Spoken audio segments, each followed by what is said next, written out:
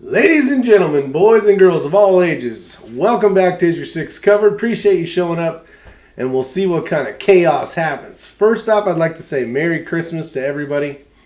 Hopefully, you guys have had a great Merry Christmas Eve, right? Christmas Eve, I should say. So hopefully that is going well. Let's see who got first place, my favorite part of the night.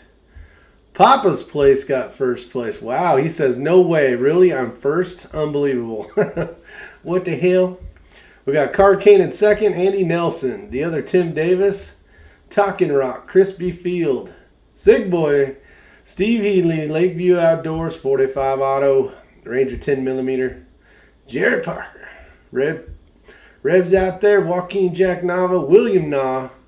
He says, you know, you've spent too much time at one channel when the post says WDH, and we all know what that means. What the hell? Tim Cook. Let's see who else made it out here. Got JT Holds out there. Welcome to the show. Daniel got as my judge. Drew Bradley. How you doing, Drew? Jagaki's out there. Robin Warren. Tank Frank. How you doing, Tank? And Bob Smith. A Commonwealth Minute Man. And we are at the bottom, so let's see what kind of comments we got here. So today should be kind of fun. We actually are getting snow right now, so I'm not officially sure if X-Ring is going to show up or not. Matt P, a buddy of mine, Matt P, you guys know him as my pal Matt on here. He got called into work because of the snow, so I don't know what exactly he's got to do. Well, we got John Kreideman out there. Kreideman, I spent some time putting the Area 419 Arca Swiss rail on your 22, so it'll be ready for practicing, being able to use different accessories that'll attach to that Arca Swiss rail. So, pain in my ass even when you're not here. Trying to help you out, buddy. Just kidding. All right, so let's see what we got out here. Let's see what is going on. Hello, everybody, and Merry Christmas, Bob says.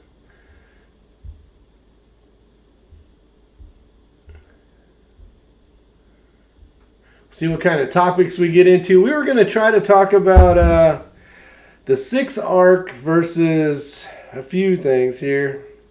Hold on while I find it. The 6 dasher, the 6 arc, and talking about how everyone is hot on the 7mm stuff now. We're going to leave that till later. Maybe we'll have some extra people show up. Keith Gregory, Vanessa Kitty, TB, what the hell? Merry Christmas, everyone that just showed up.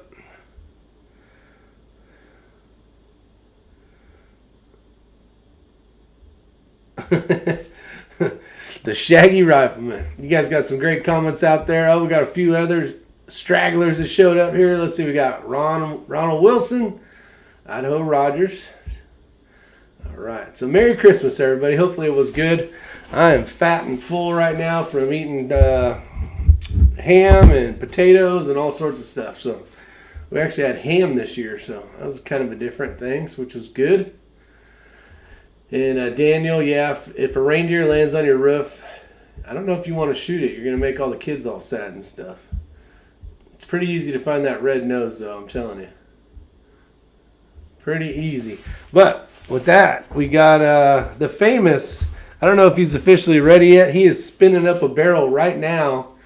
And when he walks over to the camera, then I'll figure out if he's ready or not. He'll give me a thumbs up or not. So we'll just have some fun here and BS for a little bit, and then we'll talk about it. Drew Bradley says, thumbs up, folks. What's up, Dixie Cups? What's going on, 45? Lead Mine and 44s out there. Great people. We got 48 in here, and that's pretty darn good for Christmas Eve. I know a lot of people are still doing elephant gift openings and getting ready for all that stuff. Heck, some of them are probably still out Christmas shopping, which is unfortunately a bummer for sure. Nothing like fighting the last of the last. I'm here how to bake a cake. Nice, Chris. What kind of cake you baking? What kind? I want to know. Most people eat pies during Christmas, don't they? Or is it cakes? I always grew up with pies for the holidays. I actually like cake better. 300 Center X. Jagaki got his ammo today. Congratulations. Let's go shoot all that now. Let's go shoot that stuff. Spending Christmas Eve in El Paso, Texas. This is very strange. I bet. It's always weird when you're not at home, right? Of course, sometimes that's good. It means you might be on vacation. You might be having some fun. Carrot cake. Ah, gotcha. Carrot cake, sugar cream pies. There you go. Steve Clark, Merry Christmas. Appreciate it. Red velvet cake. My boys wanted one. Wow, nice. Very nice.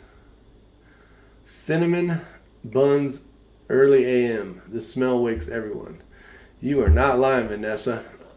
I've been woke up to those a couple times. Good stuff. Jagaki needs a CZ457 first. Yeah, the fun part of trying to find that firearm you're looking for. We got Brandon Butler out there. How you doing, Brandon? Merry Christmas, I should say. We got Andrew Gun Guys out there. Merry Christmas. I appreciate that. Let's see. Yeah, it was always it's funny we're even talking about pies, but I guess it is the holidays. And since, feeling fat and ready for a nap, nothing like talking about dessert to top it off with. Who put pecan pie? Talking Rock. Did you have pecan pie or pecan pie? I always hear it said differently, especially out here in the South, than what I'm used to hearing. All right, all you gun lovers out there, let's hit the like button. TB, that's right, TB, the man at arms, master at arms. He's keeping things real around here. Pistol Pete, pizza pie. Let's see, Drew, it'll be me and the dog. So I have a Cornish game hen. Nice. Let's see. Wish you lived close by, Drew. You could eat at my house. That's awful nice of Joaquin.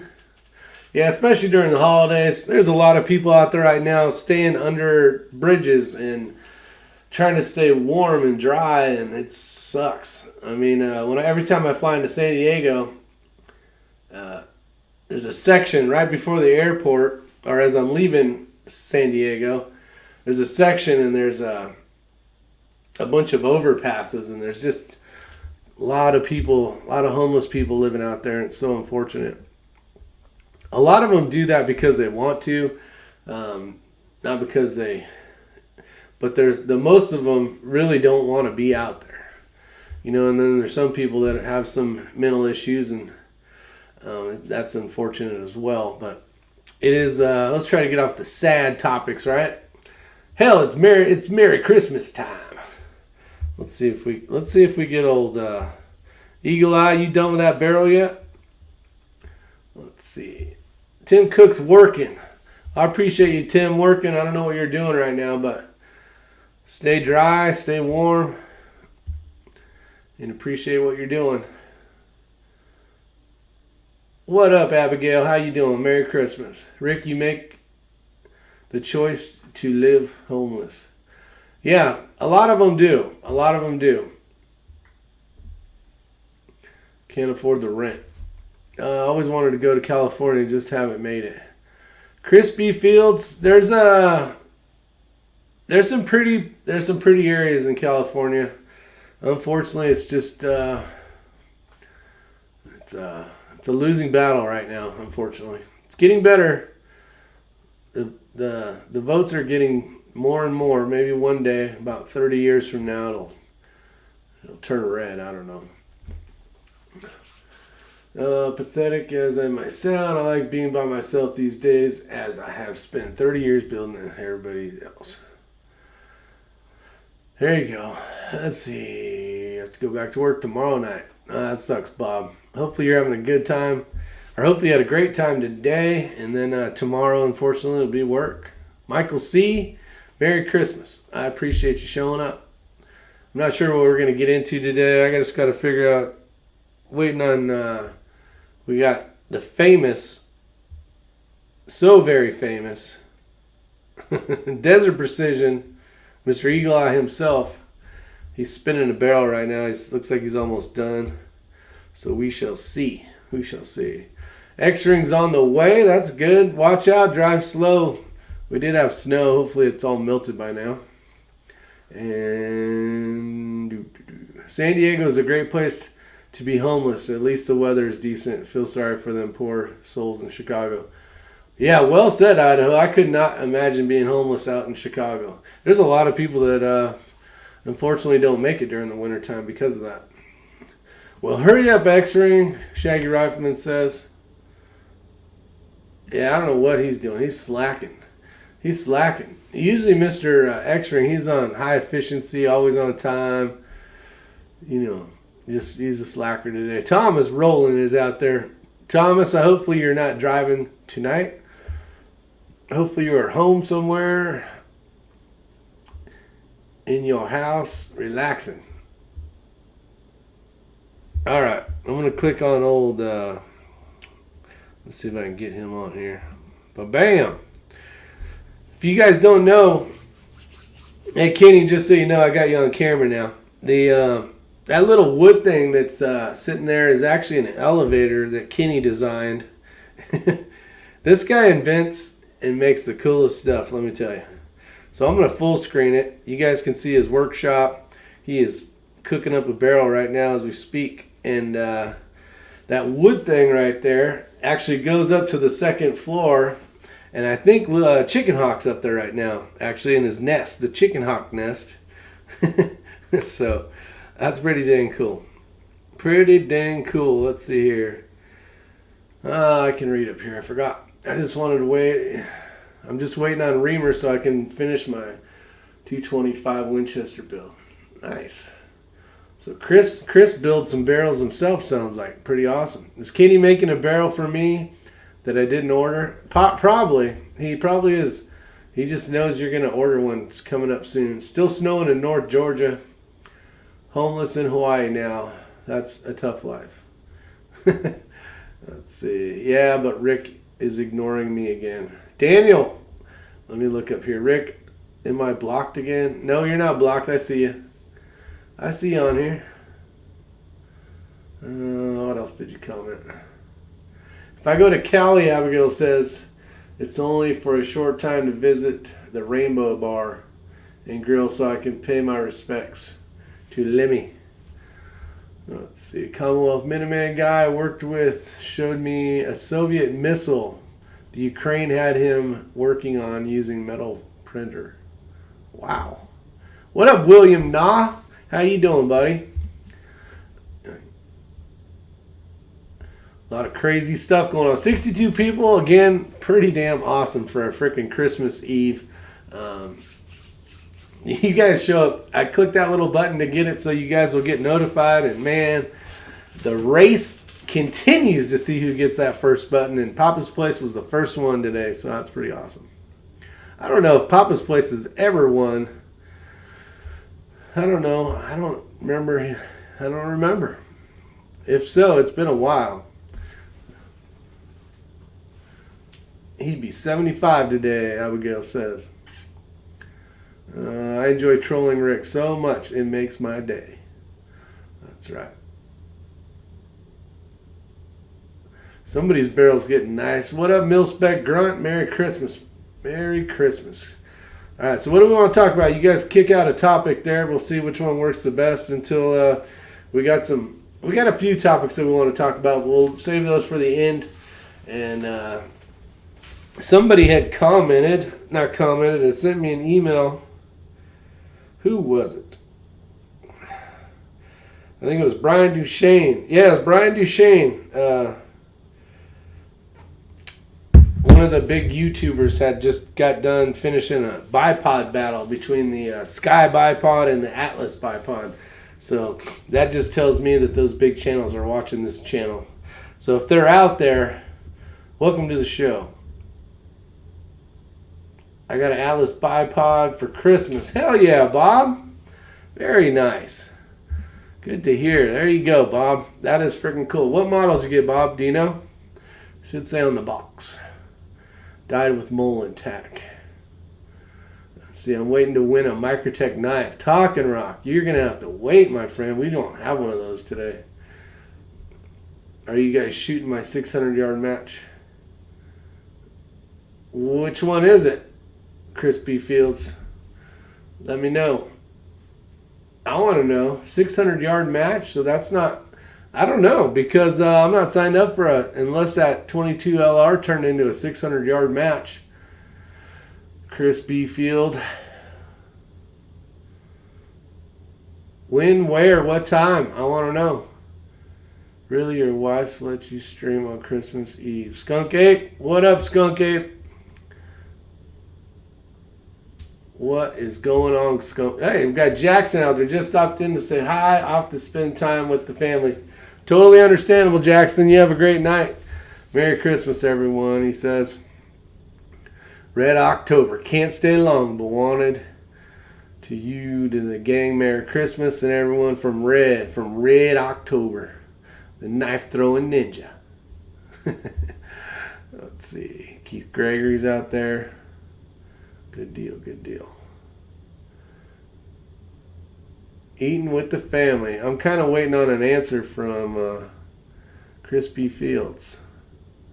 Are you guys shooting any... Oh, any 600. Jeez, I guess I ought to learn how to read, huh?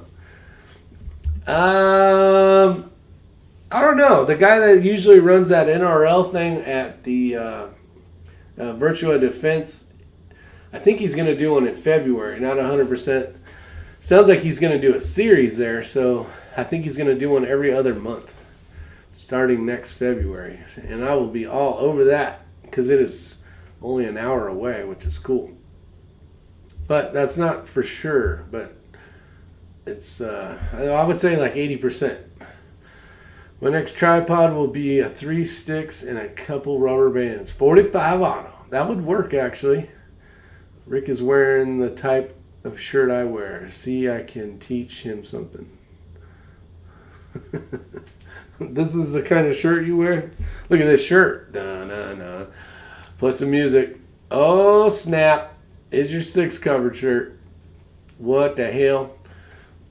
You get that barrel spun up, Kenny? Yeah, he's got it spun up. He's almost done. Can't mess with perfection. You gotta... Somebody's barrel is on the line right now. Let's see. I'm trying to decide on a rifle, Abigail says.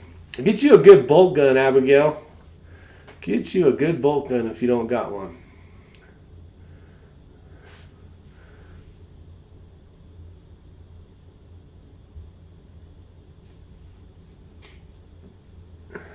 Grab a drink, the Shaggy Rifleman says.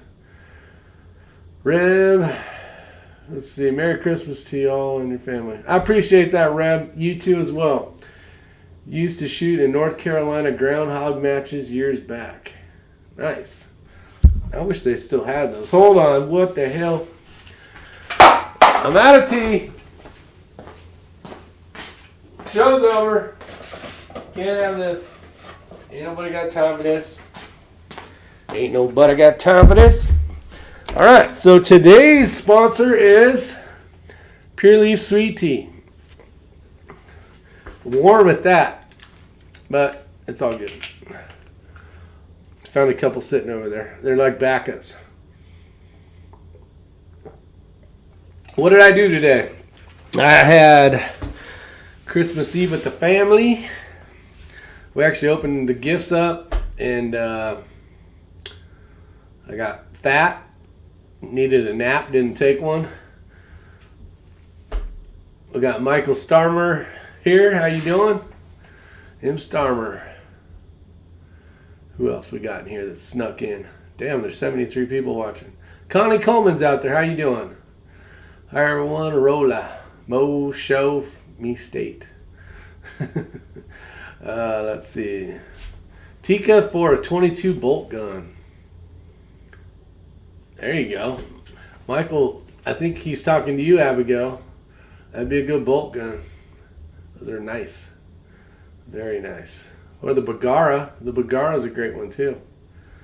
Or you can just get all hell crazy and get a freaking voodoo. All right. Almost done. And And he's almost done, ladies and gentlemen, boys and girls of all ages. He has turned on the microphone. Yeah, down to the last thousands of an inch on chambering. All right, come closer to the microphone. Down to the last thousands of an inch on chambering.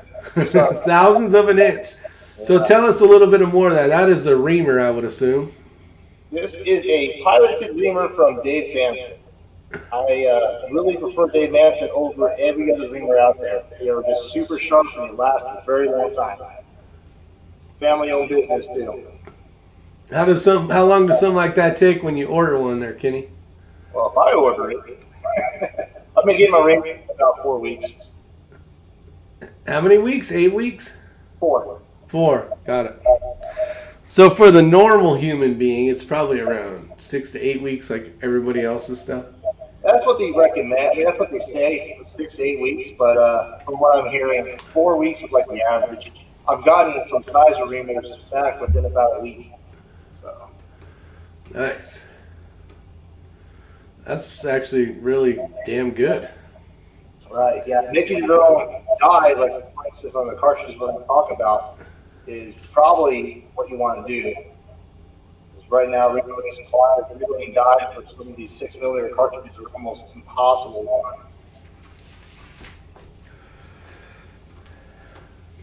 So how many rifles did you spin up today? I got 10 barrels now. 10 barrels? Yeah. Wow. Connie, I appreciate that. Merry Christmas. I appreciate that. Kenny, you got echoing, buddy. I don't know, you might have to throw a headset on and look like all those other gamers. I don't wear a headset. Ain't gonna do it. Leaving whiskey out of for Santa this year. You know what, Pistol Pete? Pistol Pete, I think Santa is gonna need some whiskey this year because it has been crazy. So for sure. I didn't know they even had super stickers, Connie. That's pretty cool. A super sticker. Is that better?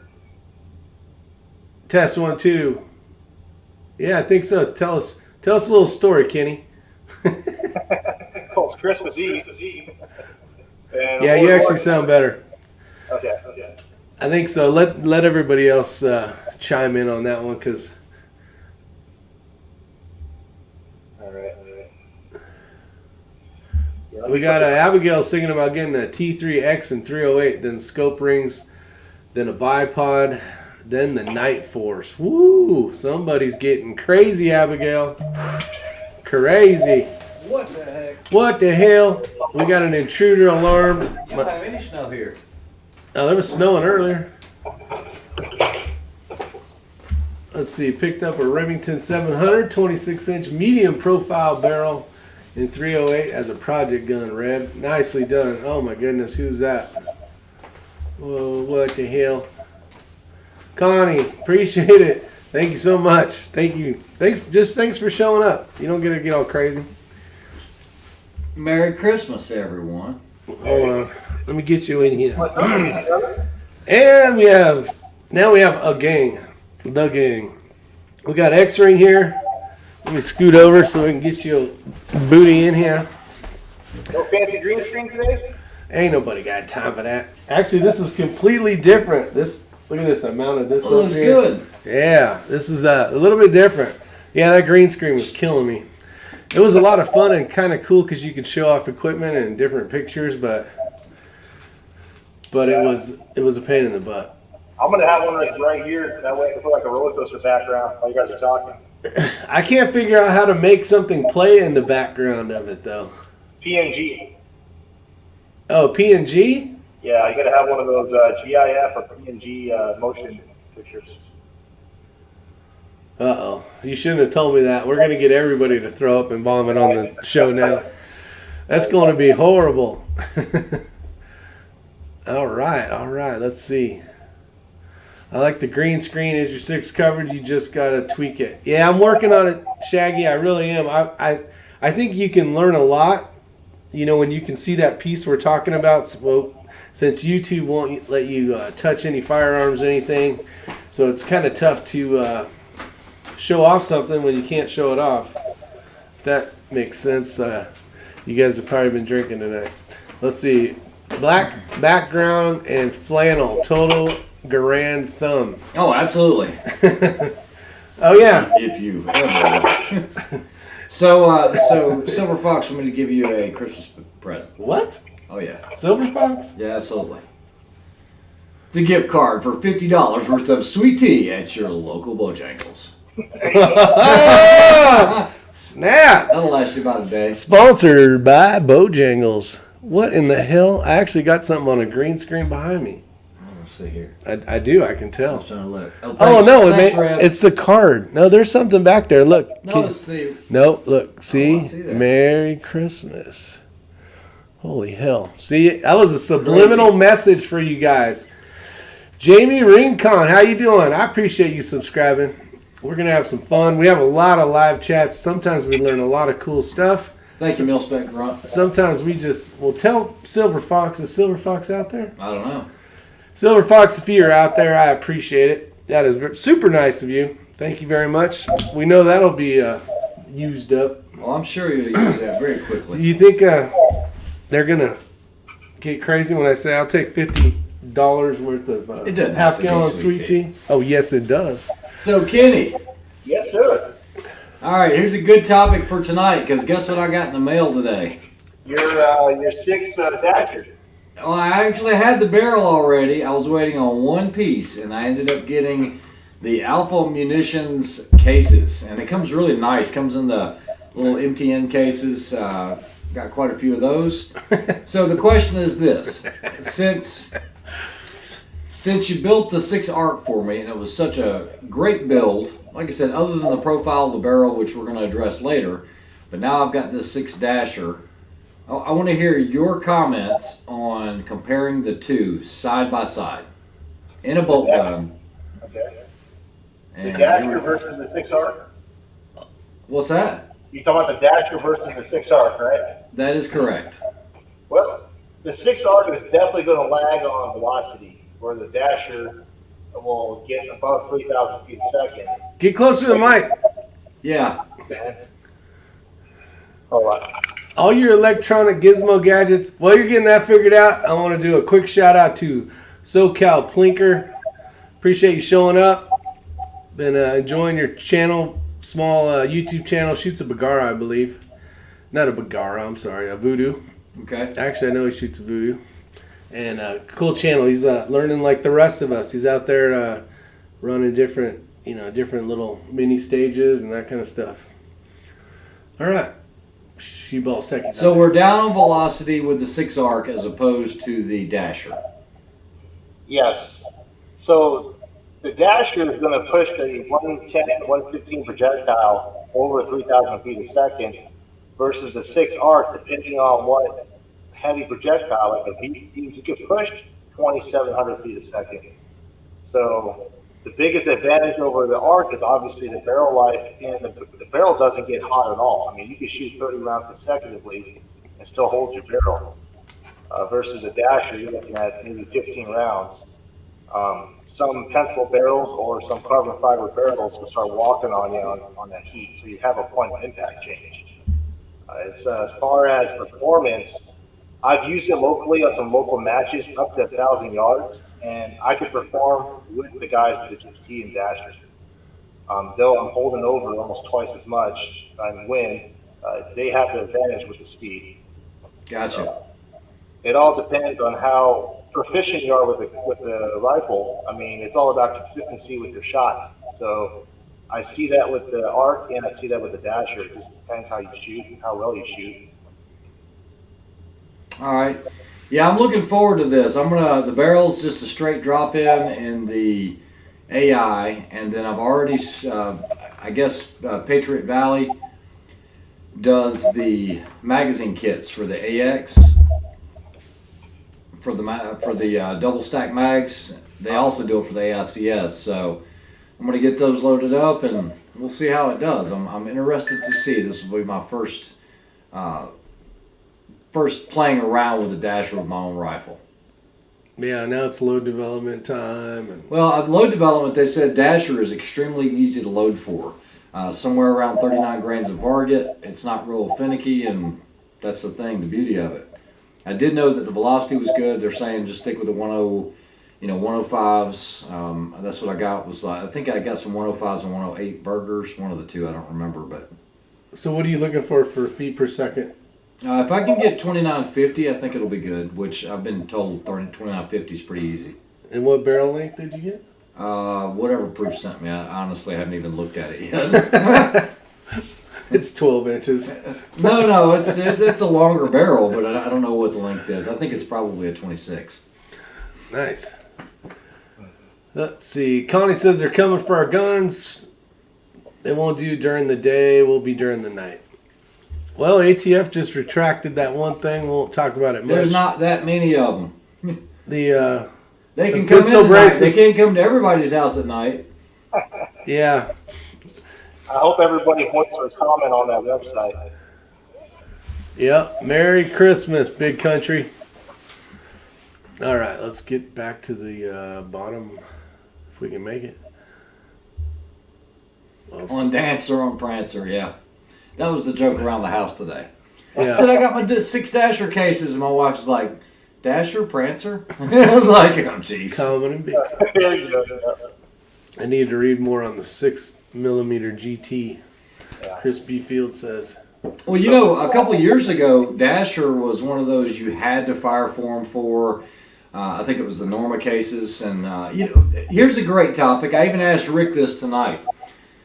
So it seemed like when PRS came out, everybody was shooting 6.5 Creedmoor. That was the #1 cartridge, and then it slowly started to get unseated by all these guys moving to these 6mm. Like you just said there, the 6 Dashers, the 6 GTs, BR, you name it. And then you had this little push where you see these guys. I think even Ramsey Country has one of the 22 Creedmoors. Yeah, he but does. now all you hear is the 7mm. It's like guys are trying to go 6.5 PRC. It's like they were here, they went down to the 6s, and then they were going to the 22s, and then now everybody's talking about 7mm, SOM and all, Winchester Short Magnum and 7mm 08, and they're revisiting these 7mm offerings. What do you think's driving that, Kenny? Dude, I really don't know. I heard a lot of F-class shooters talk about the 7 cartridges, specifically the 7 SOM. It's a big hit out here for F-class.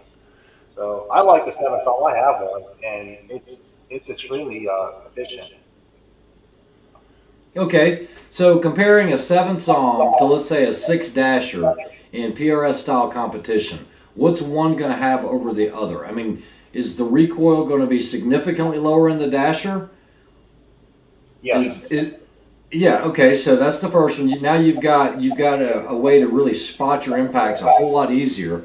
Even in the 6.5 PRC, I noticed it recoiled a little more than the 6.5 Creedmoor in those light chassis that I was shooting. It did. But it seems like that's going the opposite direction of what everybody's chasing: low recoil, high velocity. Right, yeah. It's to me, the 7 SOM is a very percussion cartridge, too. I mean, it puts out a big boom. So if you're shooting with Air Pro 20-second consecutive rounds, yeah, that could get you kind of, disoriented for the match.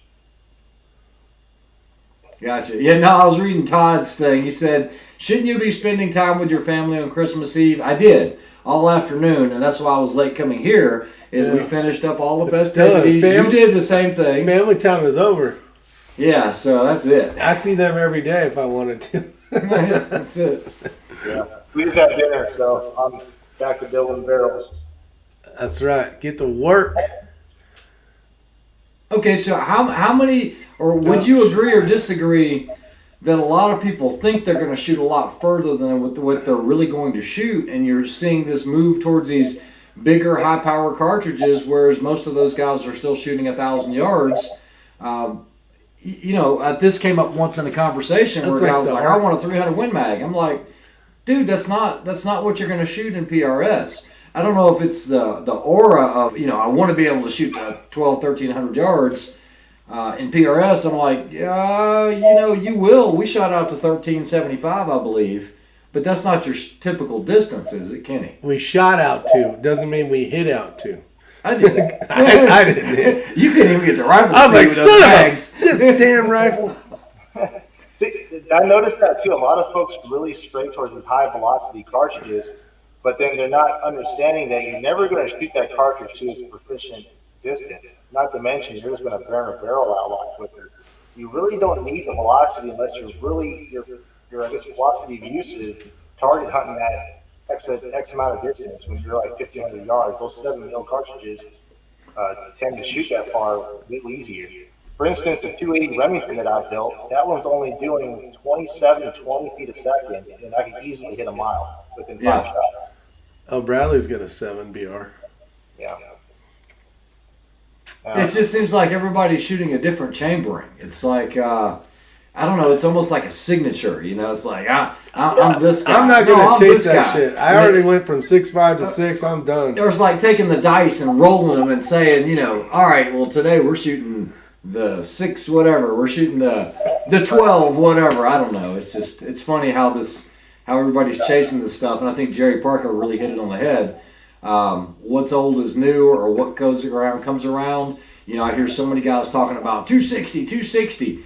Even the 7mm 08. I don't know if you guys remember this, but 708 was really, really popular in the 90s.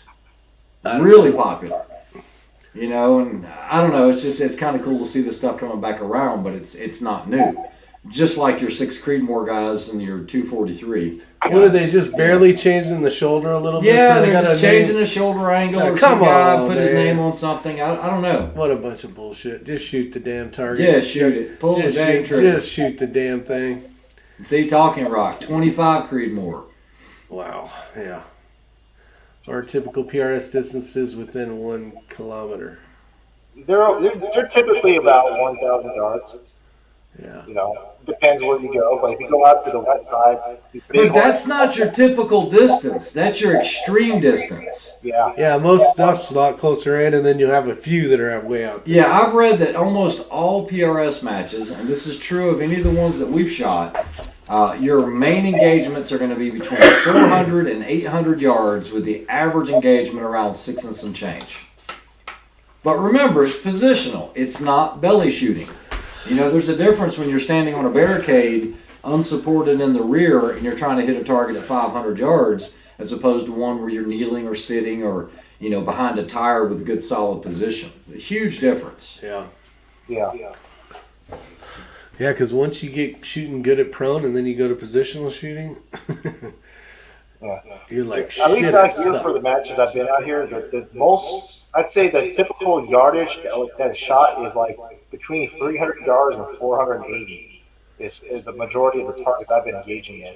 Yeah. And that's out on the West Coast. Yeah. I mean, where you guys got tons of room. Matches, they'll stretch out to 1,300 yards, 1,400 yards, but you're looking at one stage, maybe 2 stages, and one of them's probably prone, and they're like, okay, here's a 10-inch plate or 12-inch plate, 1,300 yards, go for it, or a 3/4 out of pitch set target. So that's maybe 1 or 2 stages out of 15, you know, that you're going to shoot that far. Yeah. Same thing with the rimfire. You know, they're like, oh, we're shooting out to 500. It's 1 stage out of 12, and it's only like 3 shots. Right. Most everything is going to be between, you know, 100 to 200 yards or inside of that. So it's a small percentage of the points. Yeah. I would say the biggest advantage to picking a cartridge is the recoil, because in fact it is harder to spot your misses if you do miss at a shorter range. If you're on a wobbly barricade, for instance, you're on like a multi-positional tree stand, and you have to brace up, and you have a cartridge, for instance, like a 6.5 Creedmoor, and you're just off the plate. No one's going to tell you just off the plate until you time out or something. Until you're all done. Yeah. Well, that's the thing. You're giving up, once you give up recoil, you're also, for the most part, giving up an easy spottable hit or miss. You know what I mean? With the 22 AI shooting out to 700 yards, it shoots really, really well, but sometimes it's hard to tell if you hit the damn thing. Right. Yeah, born to be shooter Josh, this is a really good question, even for Kenny. I'll just tell you my personal preference. 1.5 pounds on a trigger for a competition, like for these ruck matches and everything else, that is a great place to be. 1.5. It's less than the 2 pounds, which 2 pounds is good more. I mean, that's about the max I would want a precision rifle, is about 2 pounds. But I don't like anything less than 1.5 pounds. Now, that being said, for some of these, like the 22 match, Yeah. like these precision rimfire, I like it just over 1 pound, but not 1.5 pounds. But I think 1.5 pounds is a great place to start. Kenny, what about you? Yeah, 1.5 pounds is my sweet spot. 18 ounces, but I usually try to set mine to, or 18 to 20 ounces, and I love it. That's fine. I love a 2-stage. That's just my preference on it. Hey, Kenny, did you read the second part of that question? Second part of the question is, what length barrel gives you maximum performance out of a 6.5? Okay, so I recently built a 30-inch Ruger precision rifle, and the velocities we were getting with a 140 grain projectile was over 2,900 feet a second. So not gaining much. I'd say anything around 27 and a half is probably where it's going to be the ideal for the 6.5. Yeah. Yeah, because I shoot a little, mine's a little slow. Yours is a 24-inch barrel, right? On your Tika? Yeah. Yeah, 24. I wouldn't go any shorter than 24. Of course you can, but I mean, if you're planning on shooting longer range targets consistently, I think the little bit of extra barrel is not going to hurt you. Okay. Brian's bringing up 6 Creedmoor versus the 223 Ackley improved. 243. Oh, 243. See, I can't see until I hit the big button. Ah. For one, the 243, you got to fire form the cases to get your, it's just a lot more on the reloading side. And if you're talking about comparing the 6 Creedmoor versus 243 in a competition aspect, the least time you can spend behind the reloading bench and out in the field is what you want to do. Yeah, agreed. That's why you shoot 22 long rifle. Exactly. Talking Rock asked, how do I like the 2-stage Timney trigger that I acquired? It's a good trigger. It's not as good as the 2-stage Timney or Trigger Tech, in my opinion. That is right now my favorite trigger. This is one of those that I don't really care if it's a single stage or if it's a 2-stage, but because of how I grew up shooting a high power rifle and all of that, I prefer a 2-stage. I just prefer it. Now, it doesn't matter. I can shoot a single stage just as well, but I like to be able to touch the trigger, take it up to the wall, and then if I decide, I come right off of it instead of, it's right there and then it breaks. That's what I'm going to say is my preference. Rick, what do you think? Because I prefer 2-stage for sure. Kenny? Yeah, I'm the same way. Subconsciously, I could just know that, hey, I'm right there at that wall. And as you're timing your breath or your shot, whenever you're like, okay, just pull a little more. So in the back of my mind, that's what I think about all the time. And if you're wearing gloves or it gets cold, you got a thin glove, you can feel that wall a little better. Yeah, great well point. said. Great point. And that's the problem with running all sorts of different stuff. The Tika's got a factory trigger in it, 2-stage. The Rainbow rifle, the 6 Creed, has got a single stage. That was a freebie, though.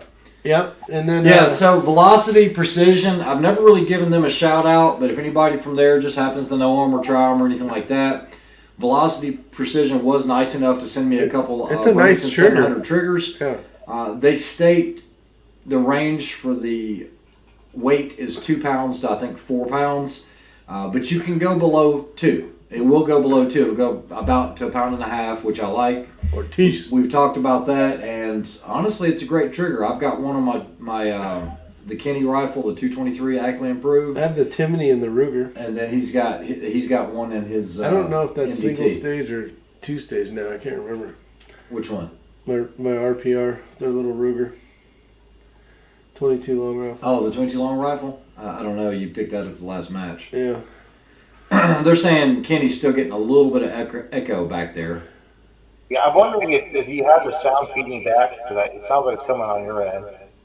I have my sound pretty low on my TV. It could be. Let's try it. We'll put this right here. But then they're not going to be able to hear us, are they? Yeah, I'll just turn the gain up. Yeah. What's weird is I didn't change anything from the last talk or chat, and it just now it sounds like an echo. Hold on. We'll get this figured out, ladies and gentlemen. How's that? Sound any better?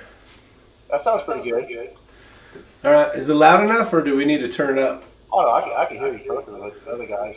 Gotta make sure they get a good experience. Zeus, what is going on, Zeus? We got Ortiz says, what the hell? Bob Smith, is the Bighorn Origin action a good action for PRS? And I would say it absolutely is. Is your pal Matt actually has one of those, doesn't he, Kenny?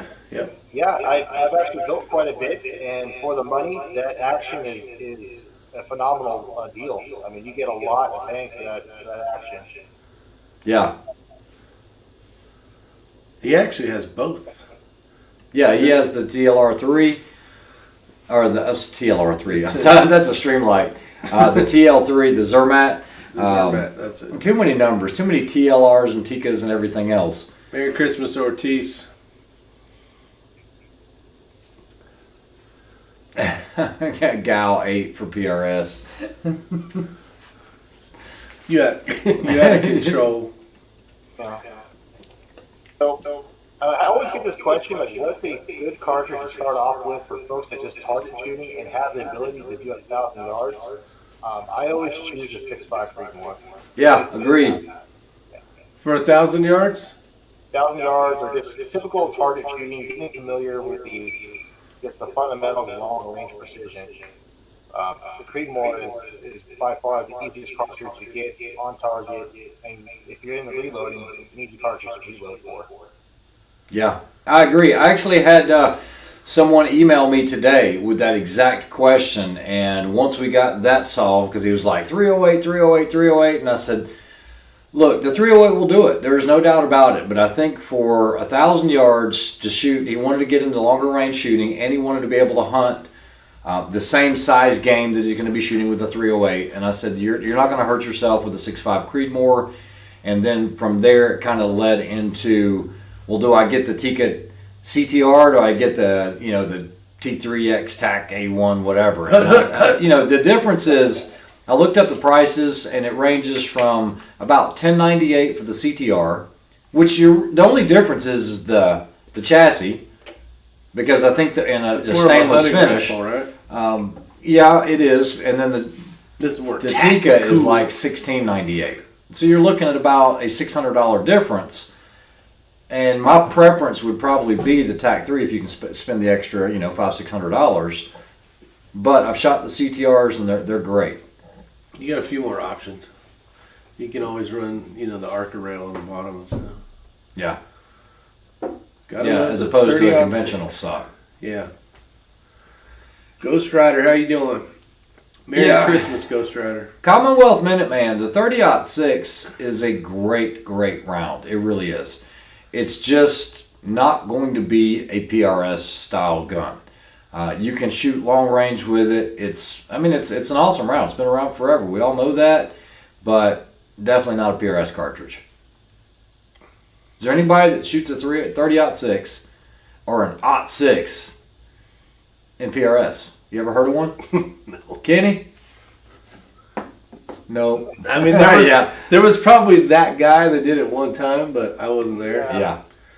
Well, my friend walked. He actually took it out. He took an elk out with his odd 6, but he joined the match with his odd 6 as well.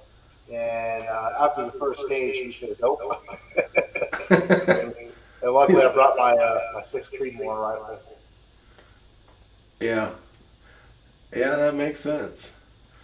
All right, so here's a question for, because how many people do we have there? Almost 80 people. Yeah. All right, so here's a question that came up in conversation today. Uh-oh. All right, and I want to hear what you guys think. It has nothing to do with guns, but we've all grown up hearing this statement: never look a gift horse in the mouth.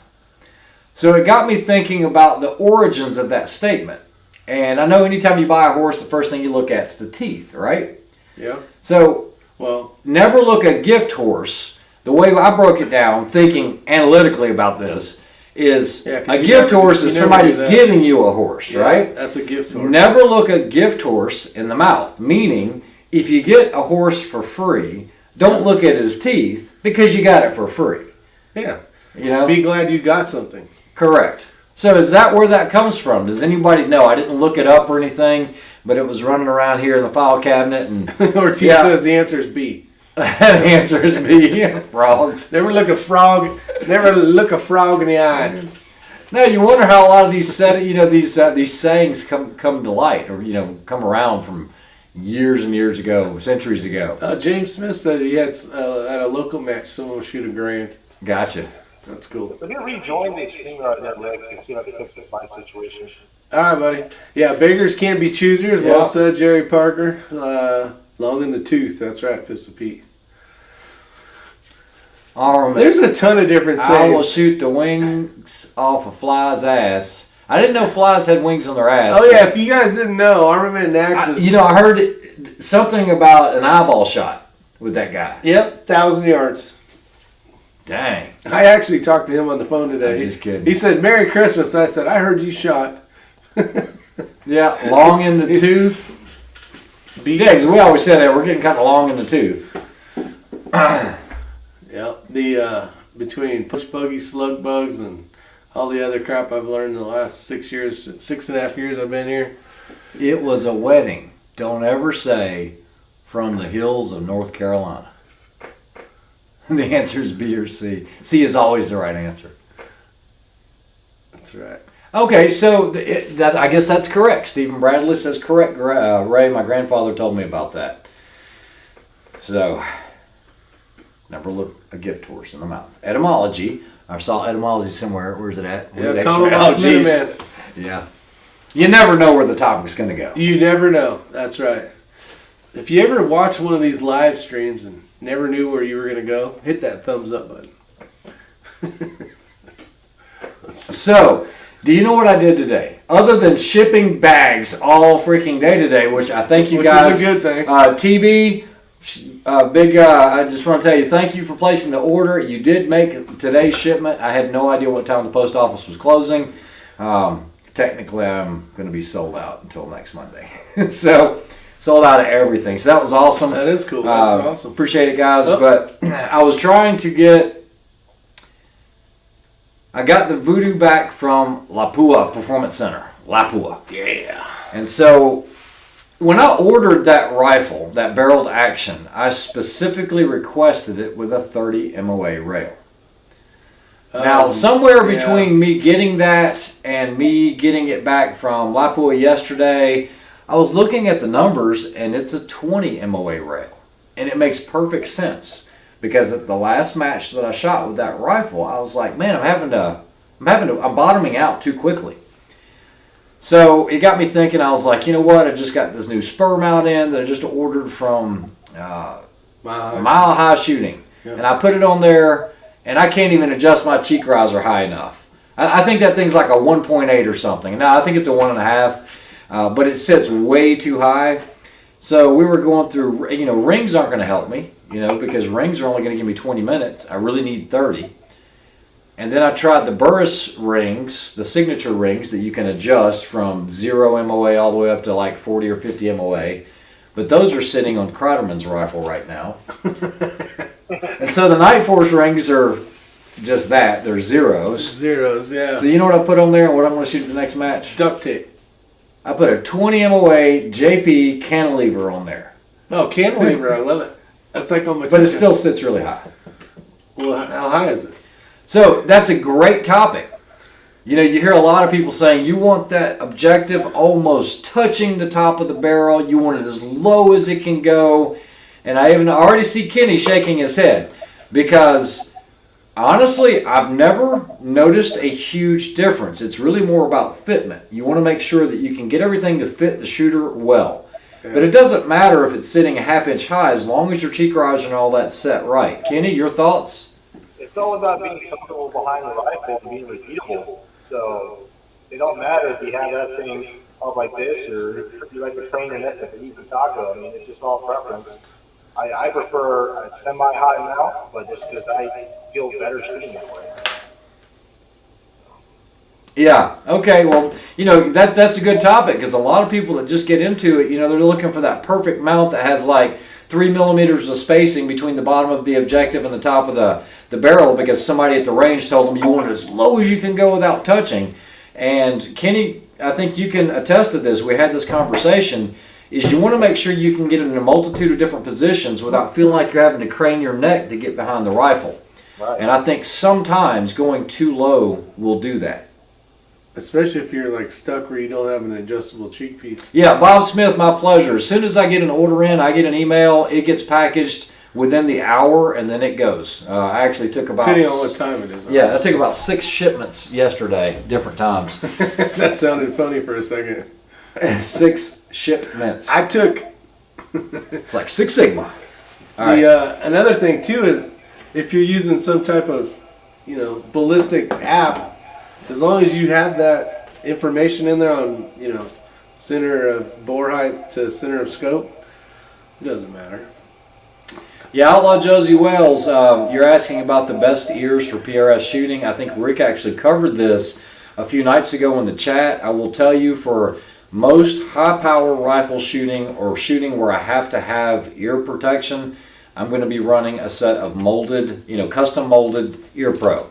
I don't like anything that touches my stock, even if it doesn't lift it off of my ear. I just don't like that feeling of something pushing here, touching my neck when I'm getting on the rifle, especially when you get in some of these awkward positions. I will tell you, though, with that said, it is nice to transition.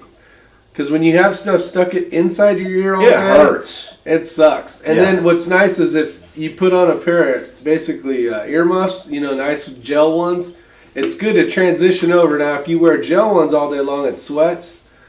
And that sucks as well. And it's nice to throw in the custom fit ones. So it's good to have options. Especially if you're all day long and it's loud and obnoxious. So 485 Auto said never had a scope sit too high. And I have. I mean, there's quite a few that I've mounted up and I've got it rested on my cheekbone here instead of actually, or at my jawbone rather than my cheekbone. Your jawbone. And that's too high. So there is a happy medium on what works. Now, big shout out to F3R Machine. Yeah, right here. Rick actually picked some up. I just picked up have 2. the newest, latest, greatest ones. I think Kenny's seen these. I got the same damn And I tried to run it, but these are 0 MOA, and I really need to have you ain't gonna see that. 30 to 40 minutes on a 22. So this is the cantilever version with the top. What's nice is the Gen 2 actually has, what would you call that? Like a thing where it goes into, so it centers and is. It has a 90 machine degree, slot. Yeah, it has a slot. Locates. Everything on here is T25. I actually have a video that I'll be putting out soon. Probably That's actually a next 2 really days. nice This is mount. for the money for this. I got to put it down here because you obviously can't see it when I do it up here. Just put it right here. Yeah, but it's the black screen. Oh, they can see it. Oh, you see that? Look at that. Shazam! So see this? Wait, I'm going the wrong way. See that little notch there? Inside between those 2 holes, that's the new Gen 2. So it basically locks in there in a perfect straight location. Right. But great stuff for the price. These things are so robust. And you can buy 2 sets of rings. This one and the regular one for the same price. Yeah, I was on there and I almost hit the button and I'm all, screw that shit. I ain't giving those guys money. Well, those things are too expensive. And I went to F3R Machine and picked 2 of these bad doggies up. Well, I couldn't pass this question. Here's a crazy for you guys. Does a bullet fly parallel to the earth, or does the bullet angle change with the trajectory arc? Bullet angle. So the actual bullet. Do you believe the Earth is flat or round? That's the question. Yeah. Depends if there's lizards that live inside of the Earth's bottom flatness. I have no idea. All I know is when I shoot it, and I go to my app, and it tells me. Okay, a bullet can fly parallel to the earth, but here's a simple way to think about it. It doesn't mean it's flying parallel to the earth. Because if this is, okay, we're going to say this is the big ball of the earth right here. All right? And you shoot it straight up, 90 degrees from your location. Okay? It's going to fall off. It's going to fall off the earth. It's going to go up this way, but it's not traveling parallel to the earth, okay? So you could change it. So I don't know if this is, if that's what he was asking, but the bullet angle can change with the trajectory arc. Think about it. Because as a bullet goes over, it will actually come over this way, and you will slap a target at a certain distance because it's keyholing, okay? It's lost its stability and How you doing, basically Todd? starts coming over. So, Yeah, we did that with the 700-yard 22. Those things are probably coming in. Gamma Mill says the upside Earth is down. flat, so yes. That's right, Gamma Mill. Let's see. That was a good question. Should I spend the $200 on a Night Force rings? No, Abigail, I would seriously buy one of these. You are not going to be, what's the word? You are not going to be... I'm not going to say can't anything even bad say the about word. Night Force rings because I love Night Force rings, the heavy duties. The price, though. It's expensive, but there's nothing in this game that's inexpensive. Yeah, That's true, I'm not too. saying they're the best. I'm just saying I like them. It just depends on what you're looking for. There you go. Yep, gravity affects everything. Anywhere. Correct. Quick tip.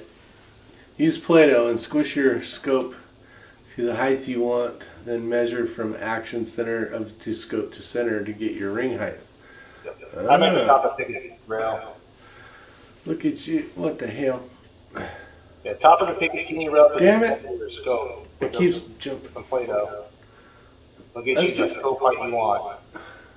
And you can shop around with based on that measurement.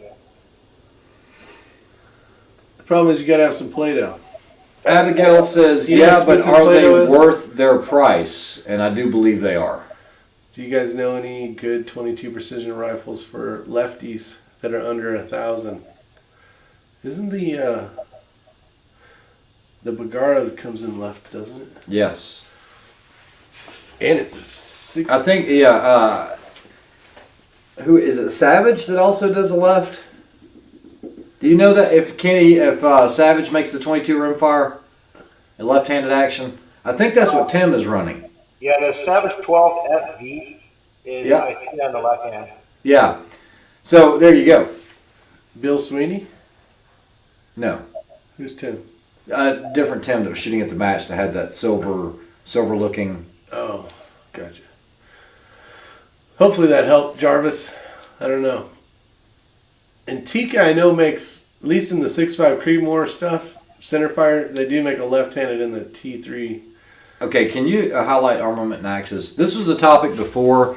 Coriolis? Yeah, so Coriolis is the turning of the earth. And what I've seen, especially in the classes that I teach, is especially people that are just getting into it, they concern themselves with that way too much, okay?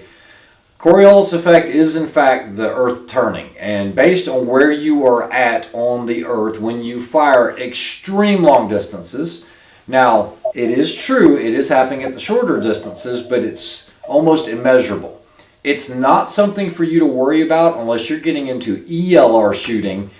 And I'm talking about extreme. And Kenny, I mean, when you shoot at 2,000 yards, which we've done out in the desert, are you factoring in Coriolis, or has it mattered to you to the point where you're going to miss the target? Honestly, I've used my spray lock, and it actually has gotten me off target more often than anything. Yeah. I think the Coriolis tends to come into effect when your bullets in flight more than 5.5 seconds. So that's usually 2,400 yards plus. Yeah, so it is good to know, but guys, it's one of those things, and gals, don't worry about it, okay? Unless you're getting into shooting, 2+ miles or something like that, and that's what you're planning on doing from here on out, then yeah, you need to know it. You need to know which direction you're shooting, where you're at in relationship to the equator, what season it is, right? All of that's going to matter, but for any of this other stuff, honestly, 2,000 and in, don't even worry yourself with it. I saw this place online called Desert Precision Gunworks. It sells F3R scope mounts. Yeah, I actually gave someone your number, Kenny, for a build that he's looking into. Perfect. Awesome. Appreciate that. Outlaw Josie Wales, great question. Cantilever for AR style rifles, you're going to see those a lot more, yeah. But you will see them on bolt guns as well. I actually do run these on some. depending on what I have available is usually what it is. And I don't know. I kind of prefer the cantilever for some reason. Here's another answer. Drian makes a point. He says the T1X is made in left-handed, and that's a Tikka. I've read really good things about the Tikka T1X. I almost picked one up at the gun store. We were there that day, and I was like, do I really want to buy that? And I was like, no, I don't need another 22 right now. So I wanted one of those to review. Guys, I'm telling you what, I'm impressed with the Tikka. I really am. Are there tons of other options out there? There are. But if you're just looking for something that you want to be able to, and this is the question I always get, Kenny, I want to be able to hunt with it and do long-range shooting with it. That's the question. If there was a golden question, that's what it would be. I want to hunt and do some long-range shooting with my buddies. Okay, well, so what does long-range mean? Is that 300 yards to this guy, or is it 800, or is it 2,500 yards? And usually the question is, about 700 yards or so. Yeah. Well, if that's what it's going to be, get you 1 in 308 and be once and done, and you can still hunt with it and everything else. But if the guy's going to gravitate more towards, hey, I want to go to the range with my buddies, we got access to a 1,000-yard range, and we're going to be hitting steals. 6.5. I want to say go 6.5. You have less recoil, you'll still be able to hunt. But that's the number one question I get. How about you, Kenny? Yeah, I got a lot of folks that get irritated with me when I say, well, long range doesn't start for me until 1,000 yards. Yeah. So it's just what I have out here. I got obviously all the land out here to shoot, so 1,000 yards is long range to me. Anything prior to that is like, okay. And the tough part is you can't ask a guy that builds rifles, what should I get? Like, you got to at least come into it knowing a caliber, probably, some type of length of barrel, like, Kenny, just build me a barrel and just build me a gun. I spend a lot of time sitting down with folks explaining my own opinion, but it is an opinion. It's something that I could straight you the wrong way because, hey, man, you may not like this cartridge. So it really takes somebody to really do their own research, and I'd say go to their local range and shoot that caliber that you want to, basically build a rifle out of and see what you think about it. Then go ahead and try sourcing out parts and stuff and a rifle builder. Yeah. So here's a good question. If I'm driving down the road at 80 miles an hour and there's a fly buzzing inside the cab, if I hit the brakes, does the fly splat on the inside? No. No, but if you're going 80 miles an hour and you crash into a concrete building, all the stuff in the car will continue going. Absolutely. And that's usually what happens and hurts people. +5, what's up, butter? So this is another way to think about it. So as you're in this car accelerating up to 80 miles an hour, your body is moving at 80 miles an hour, just like in an airplane where you're going a few hundred miles an hour. Everything's moving at 80 miles an hour. Now, once that starts to slow down, you're going to feel it. It's just like hitting the brakes in the car. You feel your weight going forwards. But that fly doesn't have to buzz at 80 miles an hour because he's in the car. That air is traveling within the car, the confines of that car. It's traveling at that 80-mile-an-hour speed. Now, there's no wind resistance at this point because you have the windshield. It's crazy what kind of shit we talk about. I tell you, you never know which way this is going to go. And let's not get into whiteboard out. Let's not get into all the conversations about if you had a 1 mile long conveyor belt, you take an airplane and you accelerate, but the conveyor belt can go the exact same speed as the airplane. Will the airplane ever take off? Or does it stay static and just lift straight up? I like the other one. Because you have to have the lift. What's on the the one wings? with the train and the 1 mile? Oh, yeah. So if you have a train 1 mile long that enters into a tunnel 1 mile long, and the train is traveling 60 miles an hour, how many minutes does it take for the entire train to go through the tunnel? All right. So, yeah, this is going to get crazy. All right. If I drive 300 miles an hour and shoot my 6 arc at 2,700, will it shoot as fast as a dasher? That's actually a good question because it's actually traveling at that 300, so the bullet's going to be accelerated. Would the bullet even leave the barrel, Kenny? All right. So if I shut the AC off, the fly should crash. No, no, because the AC is not what's keeping them elevated. So, and see, Armament Axes mentioned something a minute ago, and he was right to a point, but I think it's completely right. Hold on, let me see. I can't scroll up. Here we go. I love this. He said something about long range. All right. He said gravity affects right here. Just saying, gravity and such can play a part in long range shooting. Gravity will play an effect in any type of shooting with anything on the earth, with any type of velocity. It's a constant 9.81 meters per second squared that is pulling on an object or force. Some people do like 30-something feet per second. I always use the meters per second squared, but yeah, that's going to always play a part. Man, how did we get on all this stuff? Too much math. Newton's first law states that objects in motion tend to stay in motion, of course. Have you thought about doing mammoth? I have not. I'm not going to say I haven't. I've considered it. That's a team match, but honestly, I've got to make sure that whoever I partner up with is ready to do that match. That's a grueling match. I've looked at the time hacks on it. It's typically going to be in a cold weather time, and I hate it. If it was in the summer, that'd be great, but I really don't want to be rucking and sleeping with a minimalist sleeping bag when it's 15 degrees outside. Can I do it? Yes. Have I done it? Yes. But at my age, that's no longer fun. I used to wonder when I used to do all these motorcycle events why these guys that were in their mid and late 40s would always get a hotel room when we were all camping, right? Yeah. Well, now that I'm their age that I saw them at, I get it. I can still go cold weather camping, but I don't prefer it. If there's a Holiday Inn Express that's a mile away, then my little happy butt's going to go over there, have a hot shower, nice air conditioner. But I love the outdoors, and I do a lot with the outdoors, but I'm not going to just unnecessarily subject myself to that if I don't have to. Absolutely. Abigail, are there any words to describe dirty words? Then there actually are dirty words. Oh, jeez. I don't know if you guys picked that up on the microphone, but Rick just said, hey. Did someone call my name? I've got a fog issue over here. Yeah, exactly. What did he say? Touch me. 2 minutes. Gravity of constant. See, you just never know what kind of topic's going to be. Jerry Park says, smash that thumbs up button if you haven't.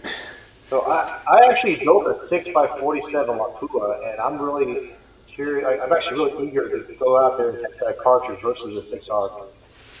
You need a partner for the 2 mile? Partner for the 2 mile. Rick shipped his pants. I smelled it. Rick gets in Rick's box. I smelled it. Oh, man. You guys are out of control. Like the comment section on the side right now.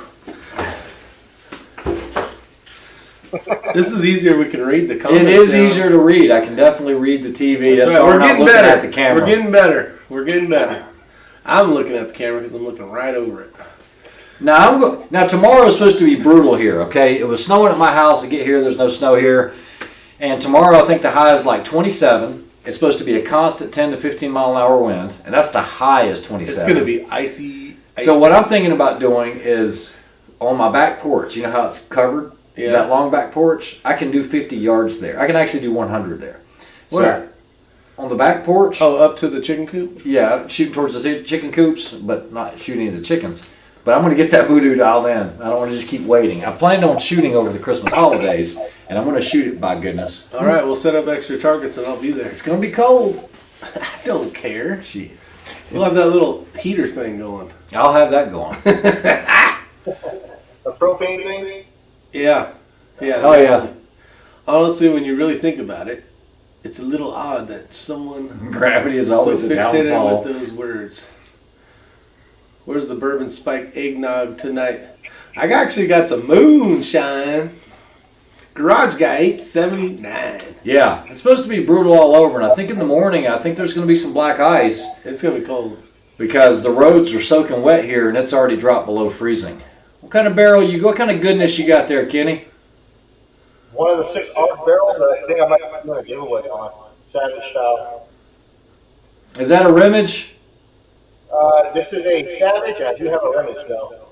Gotcha. But You got one that'll fit it. You got one that'll fit that Hey, I don't know if I'd give it away yet because the guy I gave the number to is specifically wanting a 6-arc bolt gun. Okay. So just letting you know. What's the max yardage in the basement? Oh, I've already asked him that. 22 yards, I think. Yeah. Is that about right? Yeah, I've actually got a, like in the little hangar that I've got, if you get in the back where the fire pit or the fireplace is, that I can shoot out towards it, and I've got 40-something yards that way. Yeah. But I don't want to do that. There's too much stuff in there. There's too much stuff in the way.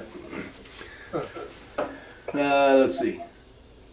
Words in the English language. 270,000 words in the English language. Talk about a ratio. A ratio. I guess that's the ratio of dirty words. Oh, yeah. I can see that. So I guess she asked what was another thing for dirty words other than dirty words. So would you say it would be an explicative? It would be bad words, dirty words, cuss words, foul language. I don't know. I don't know if that's what she meant. What is the name of the Lone Ranger's nephew's horse? No clue.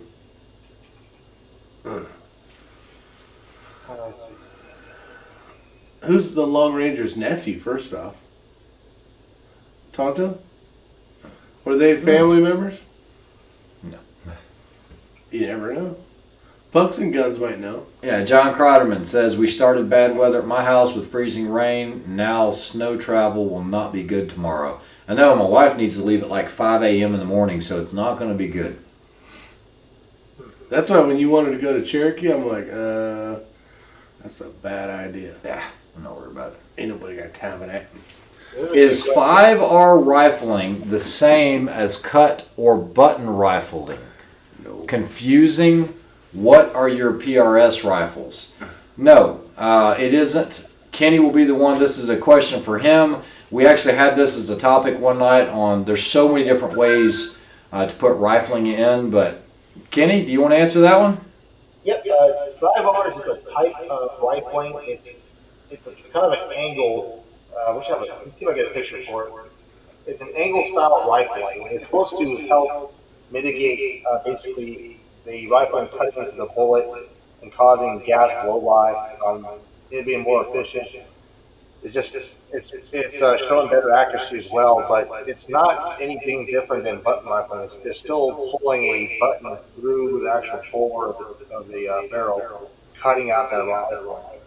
So it's just a different style of button that they use. Oops. See if I get a picture for it. It's more of a rounded edge. It's kind of different. So, that comes up. See, that's the 5R. It's like a rounded edge. It just keeps it from cutting into the bullet and causing more copper fouling than needed. So you would say it is kind of would this be a fair statement to say it's kind of like if you know what polygonal rifling is in a Glock, where you don't have a steep, sharp lands and grooves, now this kind of softens that up. Would that be a fair statement, Kenny? Yes. I'd say the same thing. Yeah. Hold on, do that again. It softens up the fouling. So traditional rifling on top, 5R is more of a kind of a pentagon style on the bottom.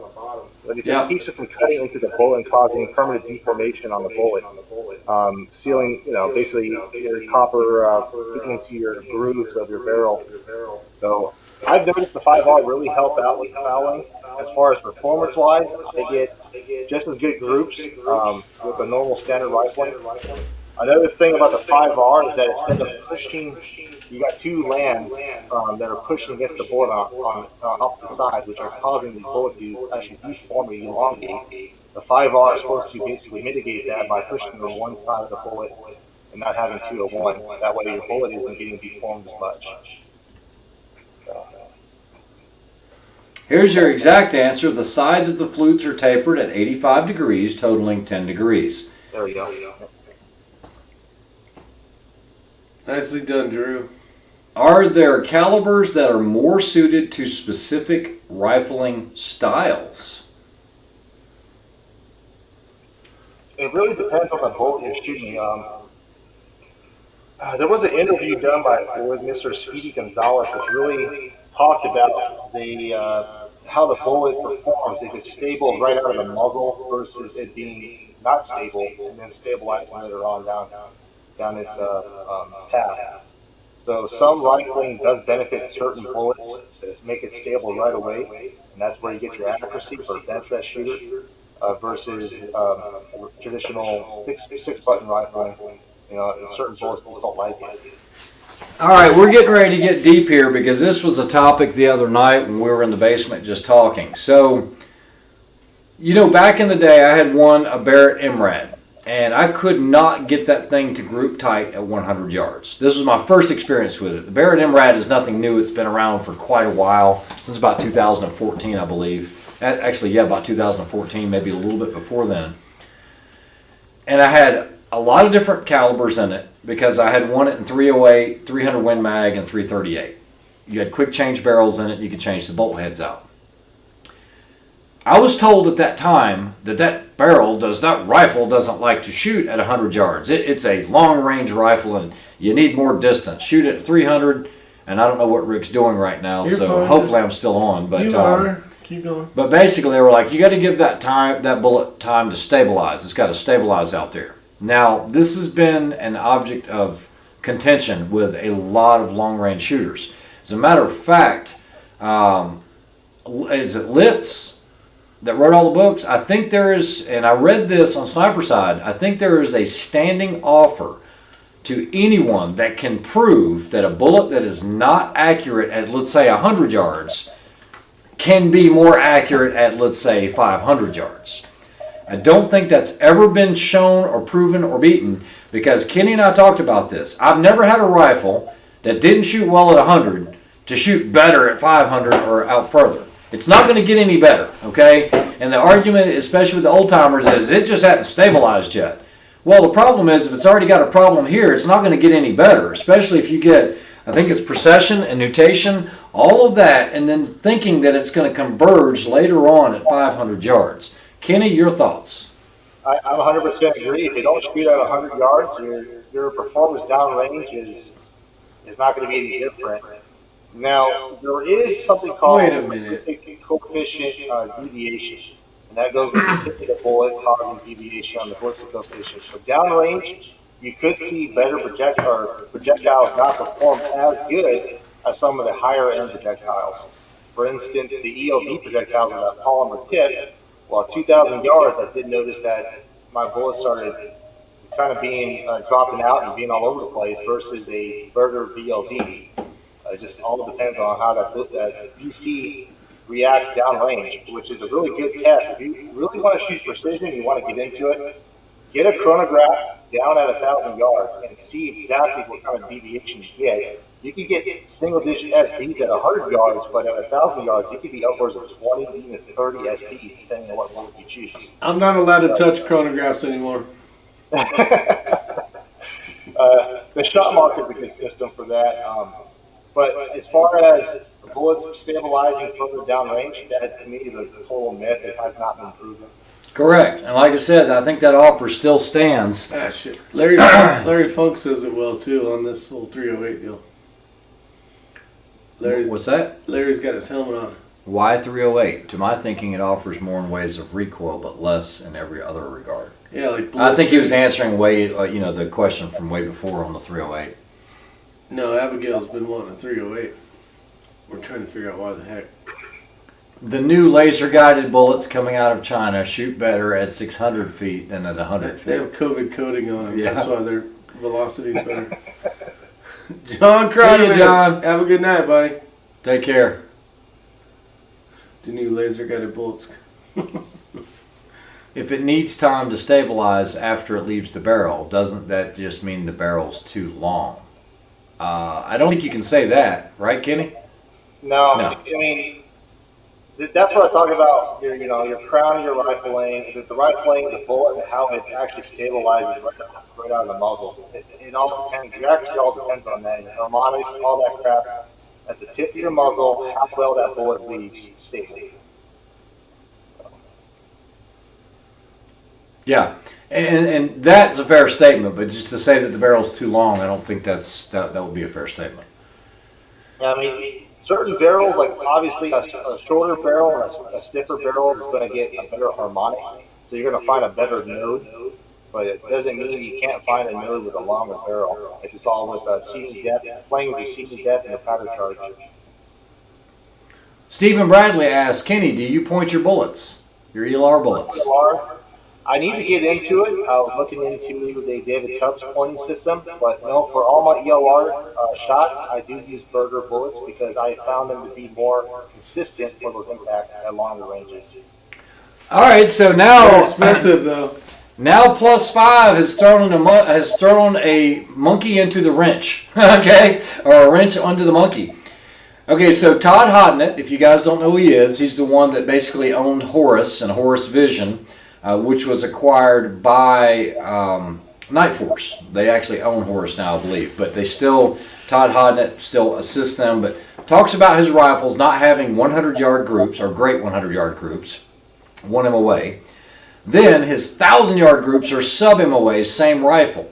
Look it up, it's under his Fast Twist articles. Well, then I would think Todd Hodnett needs to get up and challenge Litz and tell him that this is the case. Because honestly, that doesn't even make any sense, because 1,000 yards, now you've got so many environmentals going on.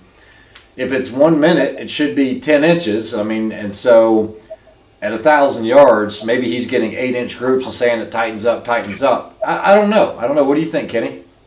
Well, if you think about if you throw a football and you have it like this, I mean, you have a lot of resistance in air. You have too many factors involved with our environmentals that can make the bullet slow down or whatnot. I just don't see how a bullet will come out unstable and then destabilize following the same trajectory. It's just law of physics. It just doesn't work that way.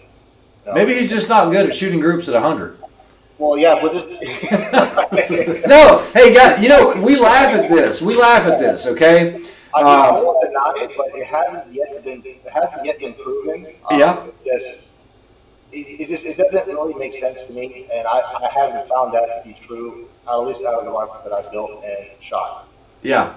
So, no, what I was going to say, Kenny, I didn't mean to cut you off, was there are some people I know that are great shooters that cannot print groups worth a darn.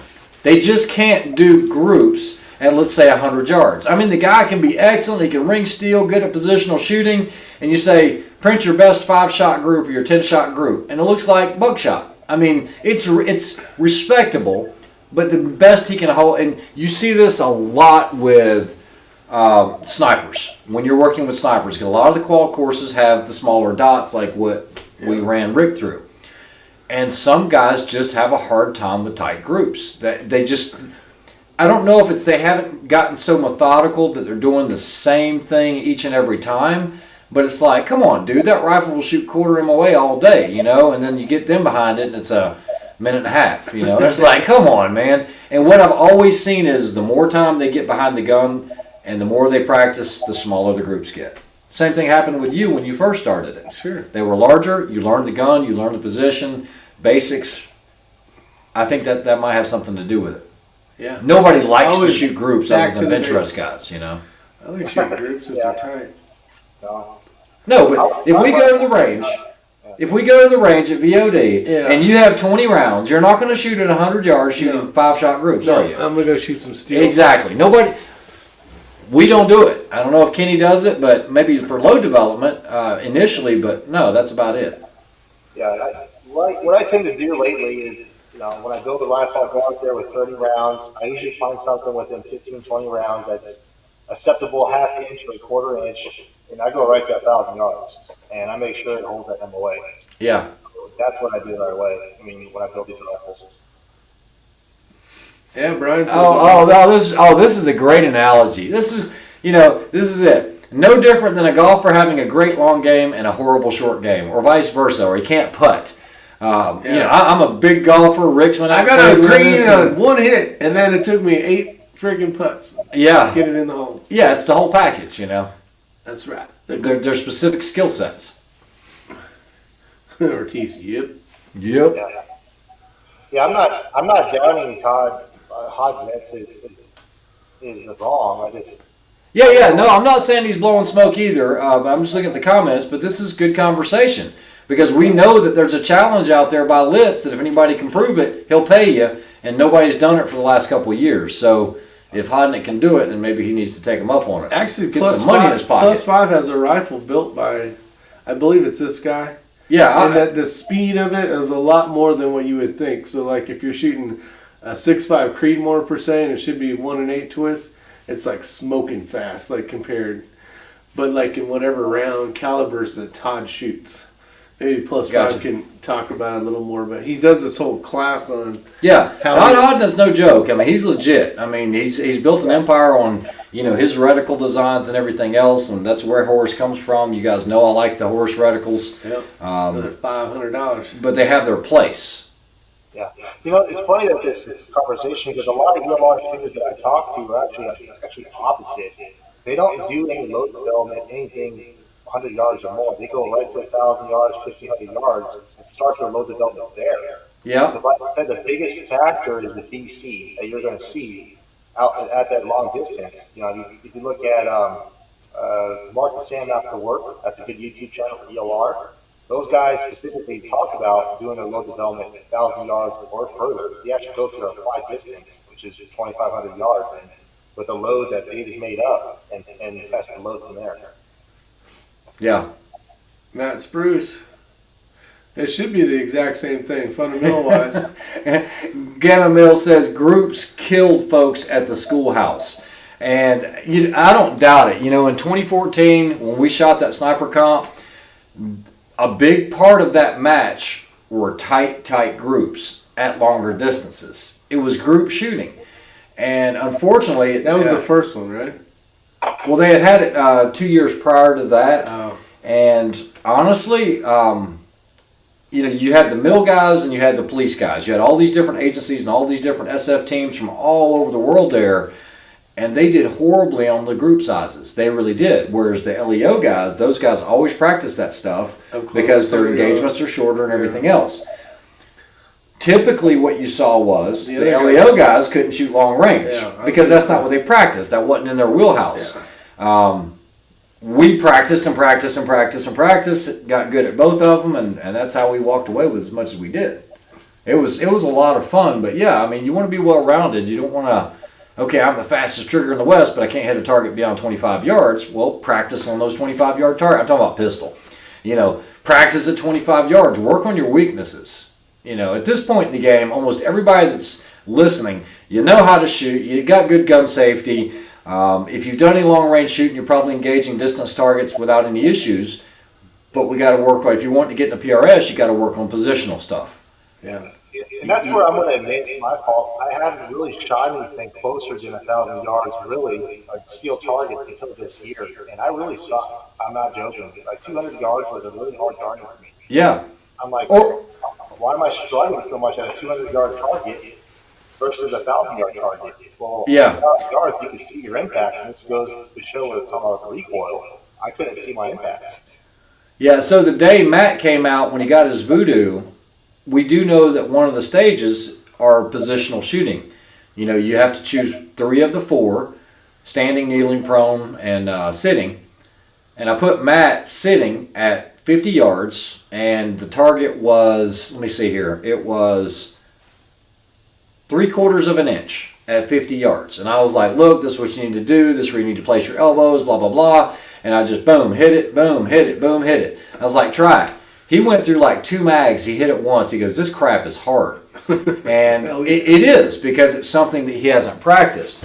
So really quickly, I think we lost Kenny here. I'm going to put my feet on the chair here. If you're shooting some type of positional, let's say you're sitting like this, don't put your elbows up on top here, okay? I've talked about this in some of the channels. You've got nice little ball bearings on top of tight skin, with your elbows like this. Try to get, man, I need to put my feet up somewhere. I'm going to get a cramp. Hold on just a second. Oh, man, I'm going to get a cramp. I'm going to get a cramp while I'm having to squat while I'm in here. Whippersnapper. So let's say you're shooting in a position like this, okay, where your legs are open. This qualifies as seated. because your butt is on the ground. Both buttocks are touching the ground or touching something solid. Yep. So don't do this, okay? And you'll see a lot of hunters do this. For positional style shooting, if you're shooting seated, what you want to do is get on the back of the triceps here. So now I have muscle and muscle on the front of the knees instead of being on these ball bearings, okay? You'll see this a lot, especially like if you go, let's say you're going to, I got to be politically correct here. We're going to say cross-legged. We're not allowed to say Native American style. Same thing, you'll see guys do this and something else that'll help. And if you guys have ever done any of this type of shooting, you don't want your belt on really tight. You basically have a large blood vessel that runs to the center of your body. What you want to do is loosen your belt buckle so you don't have a lot of that tension. Otherwise, you'll get a pulse. Every time your heart is beating, that tension from that belt is going to make your sight move, okay? You don't want to be on these elbows. Get on that muscle, and you really want to get locked in, and a sling would help. But these are little things. Get in a natural point of aim as well. What I see a lot of people do is seated position, they'll shoot and then they kind of twist their body. Don't do that. Get it to where it's relaxed. Close your eyes, completely relax. Open your eyes. You should be on the target. If not, adjust your position then, and then you know exactly where you're going to be. Hold on. I think I can see My blood vessels. Marriott Nails out there. You can see what? Marriott Nails watching right now. That's crazy. Marriott Nail is. Yeah, it's Drian's wife. Oh, Drian. Drian. So no, I know about the potassium and all that, Brian. The thing is, I'm sitting in a chair that you guys can't see, and I was holding my legs up like this, so I'm basically doing like an L squat, and so I wasn't going to do that for the whole thing. Jeez. What I'm in the hell? getting freaking nutritional. We went from freaking Eat some bullets. potassium. Get some bananas in you. Potatoes. No, I do appreciate it. Lots of moving parts, Ortiz says. He's talking about your old bones is what he's talking about. Yeah, exactly. What barrel lengths are you running on your Voodoo rifles? Ramsey Country. Jarvis almost missed that one. Mine is an 18. Mine's an 18 and Matt's is a 20, right? And Brandon, who you guys saw in my live chat, if you watched it, he ended up going with a 20-inch. Not because it's what was available, it was what was recommended to him. What did Matt get? 18. Oh, we all got 18s then. Except for Brandon. My blood vessel is extremely large, Brian says. Yeah, no, Todd Hodnett's a very knowledgeable guy. I'm not taking anything away from him. Right, please don't take my comments so serious. Just busting your BBs. Your BBs. Okay, armament axis. This is for you. You got to highlight that hold one. on. All right. Let me see. I can't read it when it's there. Okay, let's set the record straight. I said a groundhog in the eye at 2,500 yards. No, 250. Shut up. Was a norm with a single shot 22-250, hitting a 2-inch by 2-inch plate at 1,000 more challenging. Armament and axis says. No, Brian, I'm not taking him too seriously. Oh, Brian, also, our common friend that we know that's overseas, he's never gotten back with me. I don't know if you talked to him, but I'm still waiting to hear back from him. Anyway. I had to quit wearing inside the pants holsters as I've gotten older due to restriction and that pulse. Gotcha. Yeah. Yeah. Or it's right. check out one of the flex belts. Get your flex belt on. I've always found that the smaller the target is at 100 yards, the better I shoot groups. Larger targets distract me. I usually use 1-inch target stickers at 100 yards. That's all you Bob Smith, I'm absolutely going to agree with you. If I know that I'm trying to print my tightest group, I don't want to shoot and see that's 6 inches that's got all these different colors with a little orange in the center. Give me a white piece of paper with about a 1/2-inch circle on it. That's all I need. Or give me a bullet hole, one single bullet hole to aim at. You don't shoot as good with the bullet hole. What? You don't. It's proven fact. Whatever. Don't even listen to him. No, you want something that's just small enough for you to see clearly. Usually a bullet hole will do it. But for me, I usually shoot the tightest groups that way. But a lot of that has to do with what type of scope you have and what type of reticle is in there. If you're running, let's say, a heavy duplex, then a small dot like that is going to be completely concealed inside of that duplex reticle, and you're not going to know exactly where it's at. All right, so let's see here. They're still ragging on me over the Lapua joke. Potassium is reactive and explodes in water. Maybe a shooting target. Yeah.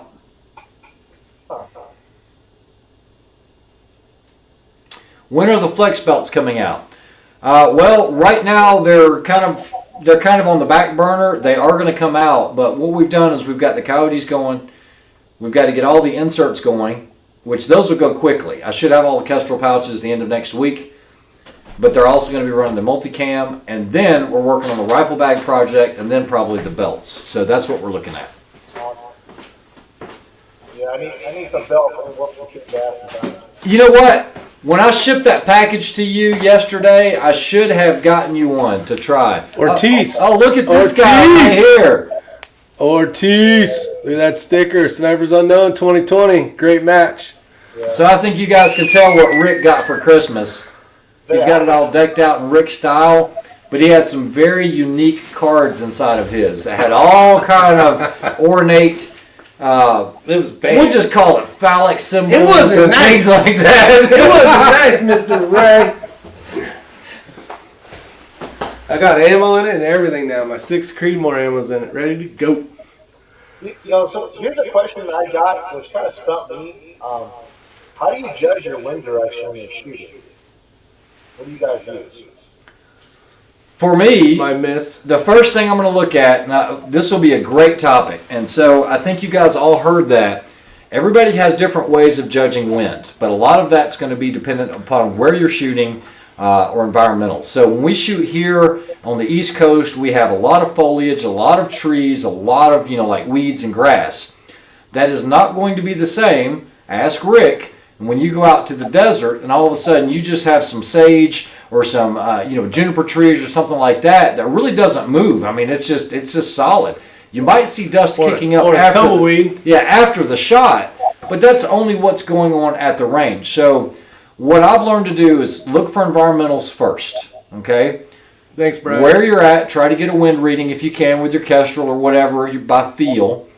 But then what you need to do is you need to take a good quality spotting scope and you need to actually focus at different ranges downrange. You're actually looking for the mirage, okay? Even if it's dead of winter, I mean, that's when you're really going to see some good mirage as well. Even if there's snow on the ground, that's what I use to help me with my wind calls. And it's one of those, you don't know what you don't know. You've got to know what that mirage is telling you on how it's boiling, how it's moving, and what that means as far as this guy. This guy, I gotta leave him out. I got him good on that one. See, I knew he was going to do the mirage. And then it started turning into the... Oh, that was good. I got him. You can't get him to pop up. No, it wasn't a bad word. I was saying this fireman, because he had all this fire stuff in front of me, so I was saying, you fireman. That's what he said. I didn't say anything else. Prove it. All right. Right after the chat, I'll prove it. Go ahead. Dirty word. That is a... That's what. No, we were just telling Abigail one of the dirty words. Yeah, that's it. Yeah. See, you're good, I kid. don't even know why I tried. You're really good. See. You have a very Merry Christmas there, A.A. You and your family, brother. God bless. Arm and Nassus. Rick, Ray, Kenny, and I'll be watching. Merry Christmas, peace, love, brothers, sisters. We are in this together. Yep. Look at, he did it. Yeah, he did, Jerry. Oh, he did. That's hard to get him to do that, too. I didn't know. I didn't say anything. Oh, shit. I almost said something. That's like the first time you farted on the camera. You were so embarrassed you had to run off like a little schoolgirl. No, I've got to go use this urinal you keep talking about over here. Oh, it's magical. I've used it like twice, 3 times in the... Okay. So, Oh, that was good. That was good. Stephen Bradley even heard it. He said, I can't believe it. I'm unsubscribing. Well, it's not my channel. No, he said he's going to go over to your channel and Oh, unsubscribe. dang it. He said, oh, dang. Let's see. Let's have a little bit of fun now. Not that we're not. Dun, dun, dun. What do you think about barrel tuners? Todd Schmidt says. I personally have seen Door. pretty good pretty good of a performance game, but you have to have a load that's pretty much developed. The barrel tuner is not going to take your crappy shooting load and magically turn it to be a sub MOA or half-inch shooter. You have to have a load developed already that just needs that slight edge. So those barrel tuners that I've seen work, one of them is the Herald. I have one of those, and I do also have an EC tuner. I've tried the EC tuner, and the EC tuner I could say is one of the best out there in the market, if not the best, as far as it being adjustable and getting your the barrel tuner to work right away. So there's also barrel tuners that I've seen Gunfather Precision put out there, which is basically a bearing spacer that he just had basically a little like an Allen wrench nut that you just move. Like, all it needs is a little bit of weight on that barrel. So you can play around and see what works for you. Yeah. Talking about what we were talking about earlier, Ramsey Country brings it up. You notice this, that first match I did in Utah. Everybody was watching the first guy shooting. They wanted to know exactly what that bullet was doing. And we were shooting out to some far distances. I think it was 1,400 yards, and the wind was howling. And trying to figure out, and they were basically like, yeah, I'm shooting this at this amount of feet per second. Really trying to come up with what they were going to try to hold. So it was spotting the people before your shots, and knowing what they're shooting definitely helps. Let's see. Breaks with tuners. We got. I read that fart from here. We got blowing left to right. It's completely ice out there. Your steps are frozen over completely. You'll bust your can. Really? The steps are completely iced? Completely iced over. All right. That's great. Scrody McBoogerballs is here. What up? She-Ball Secchi. We can finally hear Kenny. LOL. I think his audio is picking up on your mic, Rick. You know what? I did have it muted for a second, so that could have been exactly what's taking place. Ramsey Country, yeah, I just came in on the tail end of that, but that's exactly right. Hopefully you're not the very first shooter. Back in the day when I was shooting high-power rifle, you didn't have that to rely on because you all went hot at the same time, and you're shooting irons. Well, at least back then, you couldn't use your spotter until you actually started shooting. And so what you're wanting to see is where that tendency is. Another indicator that I use is if they have not sprayed the targets. So let's say they don't shoot it in between each stage with paint because they are typically not going to.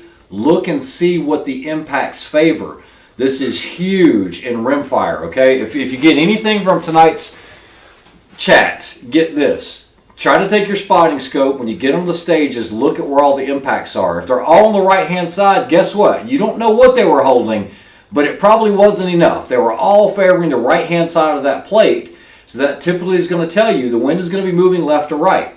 You're going to see a huge cluster on whichever side favors the wind that's happening at that time. So always pay attention to that. Get as much information as you can before you have to actually pull that trigger. Yeah, and try to get right behind where the shooter's going to be so you can actually see. Yes, absolutely. Yeah, that's one The thing problem is you got 12 people trying to get behind one shooter. It doesn't work out very well. So usually if you're the first one there and you kind of guess, you can get the best seat in the house. Yeah. What were you going to say, Kenny? A bullet trace is something I wish I could see better out here. I could not see any bullet trace at all. Yeah. So Ramsey Country does have a couple of the Eric Cortina barrel tuners. Guys, I've seen them. When we went out to the Utah match, Brandon had one and was explaining it to us and how it worked. Yeah, you're going to have it machined and everything. The barrel's going to have some work done on it. You're not just going to screw it on to the end of your existing threads. You can get that done by Kenny. Yeah, Kenny can definitely do it, but I don't know if, I don't know what I don't know. I don't know if I'll ever go down that path because here on 22 Rimfire, everybody's asking me, why are you running a barrel tuner? Why aren't you doing that? I don't know because I haven't had the need for it yet. Maybe I will. I got a voodoo that shoots a group this big. Well, these guys that have the barrel tuners, their rifles will shoot just like that as well. Maybe it's just easier to tune it for different loads. I think you went about the best way possible with sending it to Lapua and having them find that bot. That seems to be the best to me, instead of messing with the barrel tuner. Well, it's definitely a good way to start the process. I mean, you're getting the best that you can get for that rifle, and then maybe even put a tuner on there, and so you can one hole 10 rounds. That'd be sweet as hell. Right. Okay, is my mic better now? Should be a little louder. I like shooting first because the plates are clean and I can see exactly where I hit. Yeah, that's true too. The problem is you go to the next stage, you're screwed. Or the 10th stage of the day, and all you see is a big gray target, and it sucks. Yeah, But it's great to be able to see rocking. those Ramsey country, but we're just talking about like in a match where you don't have that opportunity. I do know that when, I don't know if you guys know this because I only spoke about it once, but when I took Bryson, who was a very, very new long-range shooter, and we shot that Bushnell Elite, we didn't finish great, but we still came in third in a huge group of shooters. I was happy with that finish, but on every single stage, we shot first. Remember, I've got a problem with my foot right now that I need to have taken care of, and I said, as long as we make the time hack, I don't care if we're last. The only disadvantage, you're not pocketing any time. The only disadvantage is when you get there, you have to sign up for your order. Well, guess what? If you're the last group in or next to the last group in, you're either going to be shooting first or second. The guys that are, let's say you've got an 18-minute time hack for this distance, and they give you 18 minutes. Well, if you come in at 15, well, you come up to this list and it's got 20 empty spots. Those guys usually go 5th or 6th. That's what I've seen. The guys that get there first don't want to shoot first because they want to try to observe and learn as much as they can or hear because a lot of the stages were blind, but no one wanted to go first. And the thing that I've noticed is myself and Bryson always RO matches, or we did in the past, and so typically as an RO you shoot first, you get all your stuff off, and then now you can just score everyone for the rest of the stage with your gear off. So we were like, let's just shoot first on all of them. There's no benefit in getting there early. We'll get there, we'll just keep track of the time. We know how far we've got to go and when we've got to make it. And it worked out well. So my preference is to shoot first. But if you shoot first and you weren't the first person on that stage, let's say the squad before you shot it, pay attention to those impacts. If that makes sense. There was a question that I do want to address. It was further on up. And Brian Duchesne had asked this, and this is a great question. I don't see the question right now, but basically it was along these lines. When you shoot, are you paying attention more to the wind at the muzzle, mid-range, or downrange? And of course, the simple answer is you want to pay attention to all of it. There is some documented reading on this saying that the most important, and a lot of people will agree to disagree here, a lot of people say that the most important is what's at the muzzle because that's what starts the deviation off in its first place. But at the same time, that's when you have your highest muzzle velocity is, just beyond the muzzle, of course, because it's still speeding up usually. They're saying that area in the beginning is very important because that's what starts it off of its path. But remember, it only gets slower the further it goes out, let's say at 800 yards. So as it gets slower, now the wind is still pushing on it and it can still influence it quite a bit. You're still going to take all of it into account. I would guess my answer would be I really pay attention mid-range and downrange. And of course we take the readings with orchestral where we're at. But what I've found is mid-range and downrange is where I really see where it matters because even though I might have a full value left to right here at the muzzle, all of that can change downrange. I hope that makes some sense. Kenny, your thoughts? Yeah, that's exactly. I 100% agree. I screw up my load data or my dope at long range. For instance, you get your muzzle velocity using a magneto speed. Then, with Kestrel or whatever you're using as a ballistic app, go ahead and take a shot at your, applied distance and see how well it matches. Then you could tune up your ballistic app that way. Once you usually do that, say for 1,000 yards, and you're off maybe 3-4 tenths too high, you dial that down. It calculates the velocity based on that trajectory, and everything should be dialed in from there. So you could dial in from up to 1,500 yards and closer, and it should be spot on. That's what I found, at least for me. Is that muted or unmute? No, talk. Okay, so I would agree there. So it definitely all matters. What's on my hat? This is just the X-Ring logo for the new hats that came out. Let's see what else. Whatever you just did, fix the audio. Yeah. My kids were on a my Wi-Fi over here, and they shut it down. So I was on. When I have low Wi-Fi out here, my audio went like crap. I've been hitting the mute button on my side as well. No.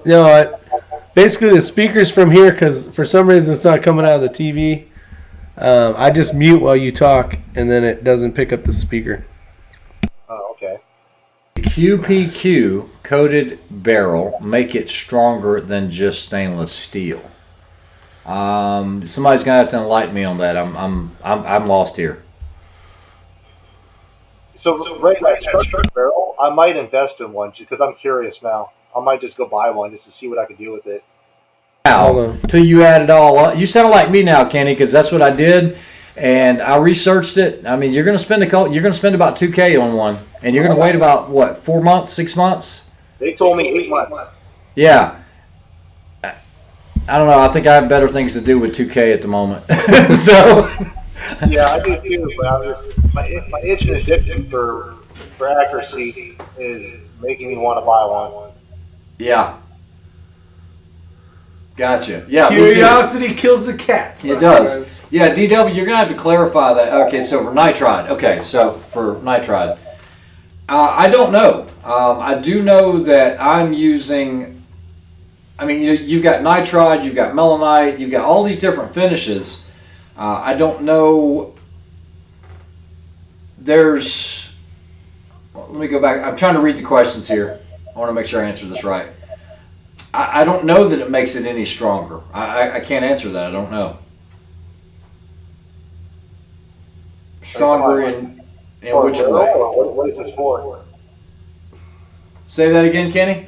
Nitride or melanite or what? What application? The question is a QPQ coated barrel, does it make it stronger than just stainless steel? I don't know how it can make it stronger. I don't know. I mean, what's the reasoning for the military using chrome line? Well, chrome line is actually a very, very good for like a combat type barrel for corrosion resistance and everything else, is my understanding. Ease of cleaning and everything else, as long as you don't get any flaking, that's where the problem can occur. When you get into, all of these coatings and whatnot, the problem, like if you're trying to DLC or PVD coat something like that in a chamber, how are you going to get it inside? Because I've heard all these crazy claims it's going to make it last a lot longer because we've got this and it's got this hardness to it or whatever else. But you got to get it inside of there as well. I'm not worried about the exterior as much. I mean, you can fix that with paint. Rick. Yeah. I can rattle can some shit. Yeah, a lot of time is spent on these quality barrels, getting these things drilled out as perfect as possible. I mean, these things are air gauging 3/10,000ths of an inch on these high-end barrels. When you start doing coatings, I mean, how consistent can you get that coating in that barrel? If you get upwards of 5/10,000ths of deviation on bore diameter, I mean, that can really affect your accuracy on that barrel. Yeah. So this is a great topic because, we were talking the other night, you were talking about cryogenically treating the barrels.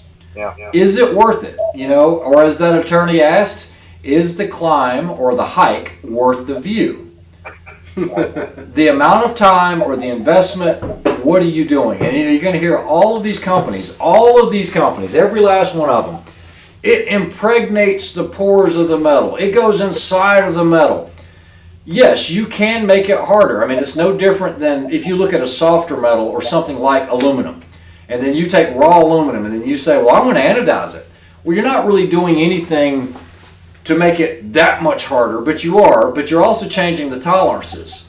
Just like every AR that you guys have, almost all of them, the mil spec is going to be a Type 3 mil spec hard coat, which actually, for lack of a better word, aluminum is soft. That's the question. And what you're doing is you're taking a hard coating and you're basically, this is an easy way to understand. I'm trying to make this in layman terms.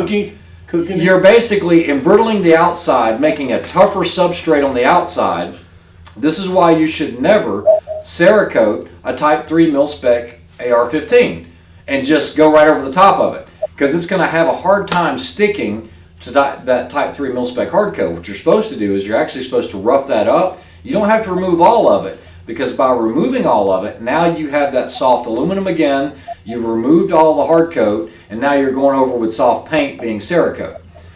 So now we talk about the barrels. So the way it was described, Shaggy Rifleman says the way it was described to me is cryogenesis hardens the material by way of aligning the molecules in a crystalline pattern, which I've heard that as well.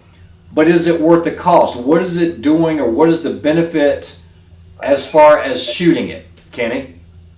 So I'm currently testing that with two of the rifles I built in RPRs. They're both cryogenically treated. Yep. I mean, we did gain quite a bit of velocity, but is that velocity because we switched to a 30-inch barrel, or is it the fact that we cryogenically treated it? Now, I do know in the machine tool and die industry that I was in, we cryogenically treated a lot of our bits.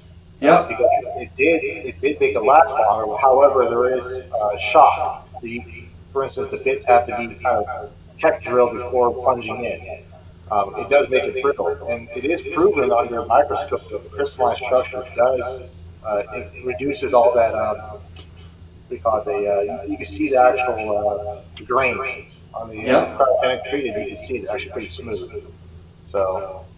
Yeah, and I'm a firm believer in coatings. I mean, when you start playing around with all the coatings that are out there now, especially when you look at what the military is doing in a lot of different machine guns, whether there's some of these coatings, we're not talking about like nickel boron, that's good stuff, but like even in tooling, almost all of your bits on your CNC machines are going to be like titanium nitride or something like that. You guys can see it on just on bits that you get from Lowe's or Home Depot, and they'll be like, oh, these are titanium nitride or whatever. They'll typically last longer, they cut well, you're paying for that coating. You guys see it a lot in your bolts, for your AR bolts. You're seeing all these different coatings that make it really easy to wipe off the carbon. Stuff doesn't really stick to it. But it's also the prep work beforehand. You'll notice a lot of those are really, really smooth, where they blasted the crap out of it to get this stuff to stick. I mean, it has its place. But what you don't see in a lot of these coatings is really sharp edges. They kind of round stuff off. You guys, you're shaking your head. I don't know if you've seen it, but I've seen it on a lot of different bolts. And it's like, well, you're getting rid of the hard edges, because it's just like paint. It doesn't like to stick to a hard edge because it's thinner there, and it wears a lot faster. Eventually a coating will start to come off, just like, not always, because it depends on how strong it is, but like chrome. Chrome line barrels are great, but once it flakes, you're done for. Now, I've never seen a chrome line barrel like an AR barrel just shoot lights out. I've never put those two together, a chrome line barrel being a quarter-minute gun. Maybe it's out there, and I'm sure you'll get one of those Wednesday guns one day, but typically it's for hard use, corrosion resistance, very maintenance-free, there's no break-in, you just start shooting it. Super hot, super cold. I mean, this is a great topic, because this gets into the oils. We've all talked about this, and you've heard everything from Weapon Shield and Militech and Mobile One. I mean, the way I look at it, oil is oil. I know some are better. You got your fully synthetics, you got your blends, but when it comes to the weapons, I mean, this is not an engine. You got your ADW. The RPMs are a lot different than in a car or an engine itself. You just need some lubricity there, and anything's going to work in a pinch. But I'm not one of these that says, well, my gun's going to have this and nothing else. I use Lucas because it's easy to obtain, it works well, it comes in a really convenient little applicator bottle that I'm not squirting it all over the place. It's just convenient for me. And Buckley did come out with their new Mod 400 BB barrels, which are claiming to be double the life, double velocity, all that other stuff. To me, they have specifically hold the depth needed for that barrel, or what kind of material is being used, or alloy. I think they're cryogenically treating those barrels. Okay. There you go. That's the stuff right there. There we go. Yeah, I love that stuff. That's good. Yeah, so like even when I did these video series at Microtech and they let me show you guys behind the scenes, Every single blade at that place is cryogenically treated. Every single one. So it does have a benefit. But what my concern is the price that you're paying to have that done. Like, Kenny, we were pricing out a barrel a few months ago, and I think it was a $100 add-on for cryogenic treating, correct? Mm-hmm. Yeah, $100. What is that $100 getting me? Right. You know, if it's a I six, could really find out. Yeah. yeah, if it's a 6-dasher barrel, or if it's something that's got a really fast burnout rate, is it worth that extra $100? You know, I mean, I've got to look at where I want to spend the money. I want to know more about the barrel. What's the barrel that they changed the metal that they're using, and for like 6.5 you're getting like 4,000, 5,000 rounds an hour or whatever. Yeah. That's the new Bartley Mod 400 BB. That's what he was talking about. Yeah, that shit's amazing. I would love to see that stuff. Yeah. So there's only, I believe, 3 or 4 manufacturers in the United States that make 416R steel, Crucible being one of them. I believe that's where Bartley gets the majority of their barrels. I called them specifically to ask if they came out with any new alloys that are 416 or high sulfur content for bullets, and they told me no. So there's nothing that they know of in the market that I know of right now, as of right now, that have a different alloy content or structure that we could buy from 416 steel or a rifle barrel. So to me, I think what they're doing is they're cryogenically treating those barrels, and that's where their claims are coming from. Wow. And Crucible Steel is one of the biggest manufacturers for 416R steel for a lot of the barrel makers out here. Yeah, I'm trying to catch up because I was running my mouth so much I didn't get to check any of these comments. Sorry.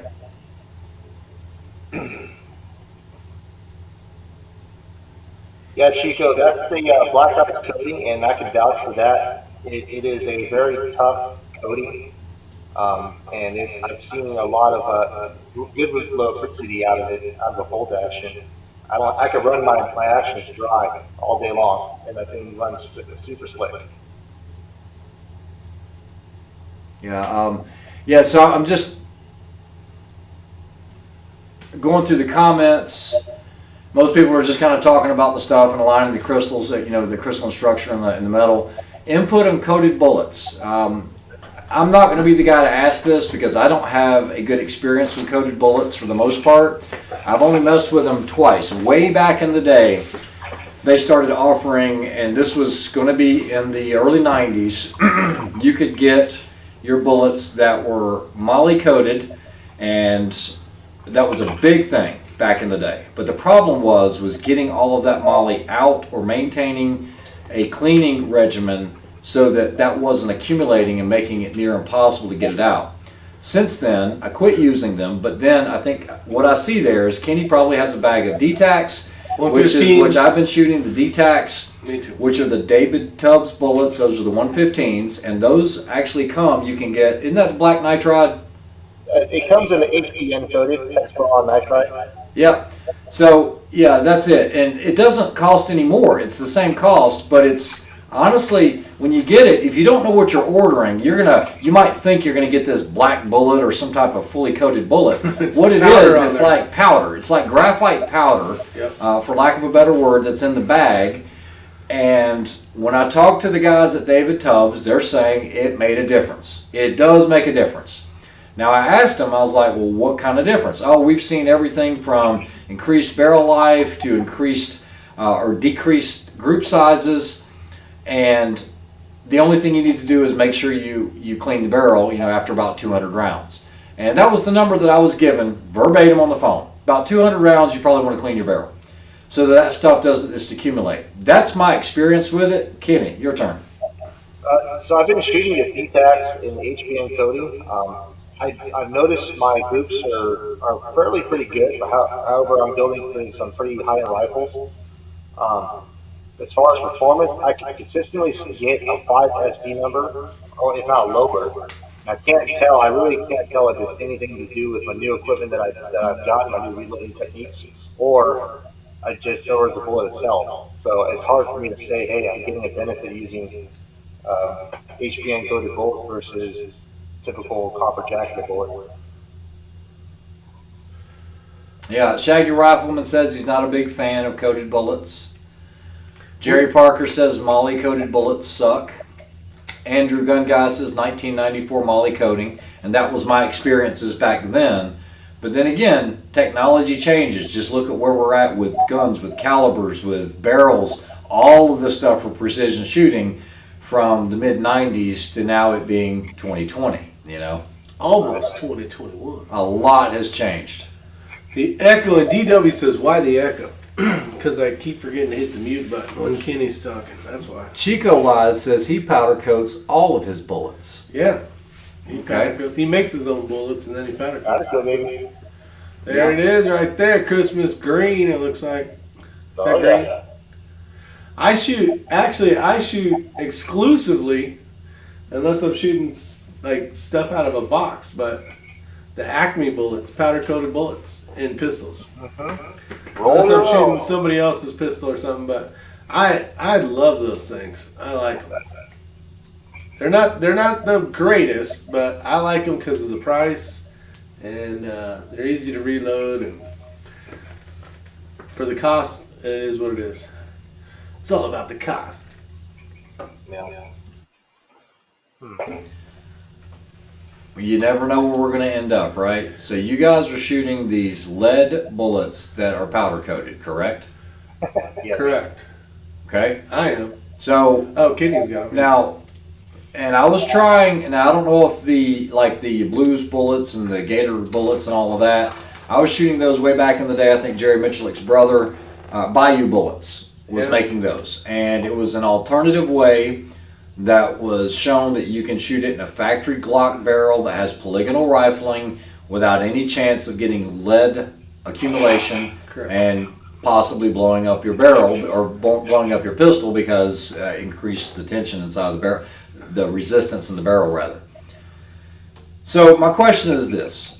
We did a ton of testing with different bullets. Now I understand we're not shooting bullseye here, we're not shooting wad cutters and trying to punch perfect circles in paper with a 38 revolver or something like that. What we're talking about is testing at 30 yards with a pistol, using ransom rests, using pistols on bags and everything else. We tested pretty much every bullet we could find in 9mm and in 40 cal.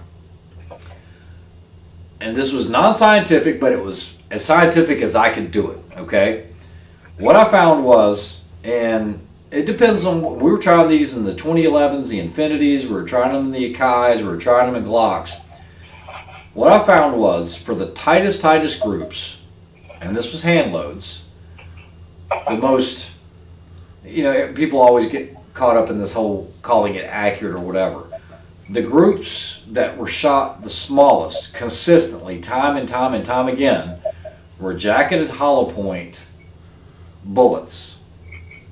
Full, you know, the copper jacketed hollow point. Yeah, the problem with those are, go ahead, keep going. Okay, now, those yielded the tightest groups out of all these different platforms. Then we went to a full metal jacket, full copper, just like a round nose or a flat point if we were shooting 40 or 9. And then it went down to those coated lead bullets. Those actually shot better than the copper plated bullets for us. You guys have seen the copper plated bullets. They usually have a lot of nicks and imperfections and all that when you look at it. It's a cheap it's... And that's what our test yielded. Now that's what we were testing, and it did it time and time again. And I get this question, even this knucklehead knows. Every time I shoot a match, back when I was doing 3-gun or any type of pistol competition, I'm always shooting jacketed hollow points. Yep. Because those always, and people are like, why are you shooting hollow points? Well, it's only like $2 more out of a box of 500 or $3 more than, let's say, the full metal jacket. And they fed reliable, I had no issues with them. Honestly, we were using Matt's the... on here right now. Your pal Matt, 0 bullets. Yeah, we were using the 0 bullets. You I'm got gonna pick that? those up. I appreciate that. I don't want those to get ruined. We were using the 0 bullets by Rose Distribution. And, you know, we tried everything. We tried, Barnes bullets. We tried Montana Golds, you name it. But it seemed across the board, the jacketed hollow points seemed to work better in the pistols. Now, did we just play around with crazy hot loads and super light loads? No. That's why I say it's not completely scientific. It was just based on the loads we were shooting. I wanted to get y'all's input on those. Let me answer this question real quick. So, Drew Bradley, it's going to depend on the company that you're shooting, but like Acme bullets for the most part, except a few, they're all red, so you can't really say it's by weight or grain or like caliber or anything. They did just come out with the 125 green bullet. I just got 1,000 of those in to try out, and the Bayou bullets were a dark green. Yeah, there's a ton of different colors. Yeah. There's some companies, well, like Chico Wise, he'll like make a bunch of different colors and mix them all together. It kind of looks like candy in a bucket, you know. You can do some fun Christmas stuff, right? You know, or green and red, or red, white, and blue for whatever. But at the end of the day, some of the colors actually powder coat better. I just want to shoot. I don't mind reloading, but I don't want to make cast lead, and then coat the bullets and all that shit. I'd rather just buy them. So I'm a little lazy when it comes to that. Now, your pal Matt that's on here was actually part of that test. That's why he says or Montana Gold. So he knows, and he can back this up, because we did this on the range every single day, just trying to figure out how this scale kind of went, where your money's going. Because you are going to pay more for that bullet as opposed to, let's say, a coated lead bullet, which is going to be, you know, a little less expensive than the copper-plated bullets. It's all having to do with price, but what is your acceptable level of accuracy? For a lot of these, you're just double tap, and if it's a full-size IDPA, that's all that matters. But when you start going down this path of basically bullseye shooting and trying to see it, you know, 30 yards, are you printing a 1-inch group at 30 yards with this pistol as opposed to a 2.5-inch group out of a rest? Well, then what's the best you're going to be able to do, you know? Well, there is that. But one of the big concerns that I liked about, or not concerns, but one of the things I liked about shooting a coated lead bullet was you didn't have to worry about the jacket flying back. It always seems like you're sitting there shooting a day's worth of shooting at the range, and somebody's getting a piece of jacket in them a little bit. I've never even looked at it that way, and that would be the least of my concerns. Because if I'm shooting steel, I'm going to have eyes on anyway, but that wouldn't be a reason for me to choose that bullet. But it's good that you pointed that out, because I've never thought of it that way. Because there is no jacket. You could still get lead fragments. Yeah, that's going to happen. But the jacket. But he's talking about the jacket. The jackets seem to fly. Yeah, I think where a lot of our casters come into play is the fact that you can be proficient making your own projectiles instead of relying on what's out in the market. So there's a sense of satisfaction making your own bullet, casting and seeing it perform downrange. So that's where I like the casting, for me at least. 3D printing a bullet. Oh no, I see the fun and the science in it and all, and having a good time and being able to make your own stuff. It's I'm just like, man, but now with the zinc tire leads and all that shit, and there's not as much lead anymore to even go to the tire shops to grab it. It's definitely making things tougher for even the people that are casting their own. I actually have a hollow point zinc bullet that I make. It's a 75 grain hollow point zinc projectile. Does 2,000 feet a second out of a 9mm 4.5-inch barrel. And it's a hollow point. In my ballistic gel testing, it reacts and it actually fragments just like the RIP round. So it's a very interesting little bullet. I'd say it's a pretty devastating bullet, and I use it for my coyotes out here. Something that, go ahead. No. That's also something that a lot of other manufacturers were doing. I think Gila back in the day had a 45 round with a huge open pocket in the center. It was zinc, and you were pushing 45 ACP at it was like 1,800 feet per second. And it was devastating. You could shoot a milk jug and look like you shot it with a 5.56. Yeah, it's pretty interesting stuff, no doubt about it. And that would be cool, but honestly, and I get where Rick's coming from, because we have so many different irons in the fire now, from this long range to where we were doing 3-gun to where we're doing this PRS rimfire stuff. I don't have time for it. I have all the equipment because I used to do it way back in the day, but that love is gone. It's nice that I know how to do it, but I don't think I'm going to be doing that anymore. Too tough. Too much No, stuff going on. no, it's just I don't have the time. And Kenny, I'm surprised you have the time. You're always working. I just don't sleep much. Well, like me too, but now I'm running out of hours. I need a 30-hour day. Yeah, well, it catches up. I mean, one day I just completely knocked out until 12 in the afternoon. Yeah, it's a battery, man. Once it runs out, you got to recharge that bad dog. Definitely not a healthy lifestyle, I'll tell you that. Yeah, so I have not tried the Tubbs coatings. Yeah, because you can put them on anything, really. You can buy that. Well, I mean, we got the David Tubbs D-Tax. Yeah, with the coating on it. But it's already coming in the bag mixed in. I've never messed with anything else that he's done. I also know that he's got, doesn't he have break-in bullets that have different abrasives on the bullets as you shoot them? He's got that tub dust now. I don't know if you guys heard of that stuff, where you sprinkle a little bit of this magic dust in your powder, and it's supposed to give you like that copper fouling eraser additive to it. Wow. So like CFE, copper fouling eraser. Yeah, call it tub dust. Gotcha. Get your tub dust on. How long have we been yapping? 2 hours and 20 minutes. Holy crud, we're making a night out of this. This is a Christmas night. Christmas marathon with Jerry Lee Lewis, right? Let me get on my phone. Drew, it doesn't melt in the barrel. The coating helps with keeping exposure to lead. Yeah, that's the thing about the coated bullets. Everybody's thinking that there's a lot of different reasons. When you're reloading the coated bullets, you're actually touching the powder coat, which in turn is better than, sitting there touching lead for the whole day reloading. But it also, it's going down the barrel. I've done a bunch of tests. I shoot that stuff in my Infinity and quite a few rounds, and I never got a barrel that was red, and I always looked, and we had the bore cameras, your old bore camera back in the day, and just to see if something was going to get messed up. The Glock barrels never messed with those as well, but for the most part, it's just making it safer. When you're reloading and when you're handling the ammo, you don't have to mess with it, but some of the things that was supposed to help cut down on the smoke, and shooting a powder coated bullet does get more smoky than a jacketed one for the most part, most of the time. And there's a couple of little downfalls to shooting a coated bullet, and that's probably one of them is the smoke sometimes, depending on your powder. Well, I think the biggest reason why people powder coat bullets is it's I guess a guy's way of saying a nail salon. You can choose the bullet and color you want. It's just a simple little adjective. It's like going to a nail salon for men. Oh, jeez. It's like, are you going with the acrylic nails today? Yeah. Stop it! I want the baby blue and the bright pink, magenta, salmon color today. All right, let's not do this. Yeah, we're not going down this one. Carrie Red Tyree says Lonesome Dove Marathon on the Western Channel. Hey, Lonesome Dove was probably one of the best series out there.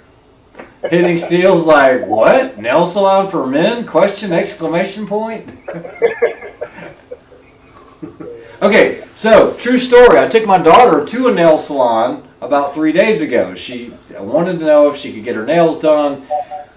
I walked in that place, and people complain about the way hops smell or hoppies smell or the way the gun room smells. This literally took my breath. It was nothing but like pure acetone. I was like, how do these ladies all day work in here for 8 hours a day? Breathing that shit. This has to be toxic. Yeah, they have no brain cells left. Yeah, I mean, you could take gasoline and just do this, and it would be better than what that place smelled like. It was horrible.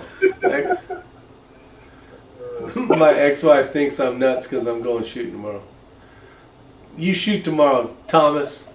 I'm going to shoot tomorrow, matter of fact. Brian Duchesne. I'm friends with Dimitri. We've actually talked about this. I have been the unlucky recipient of lead poisoning.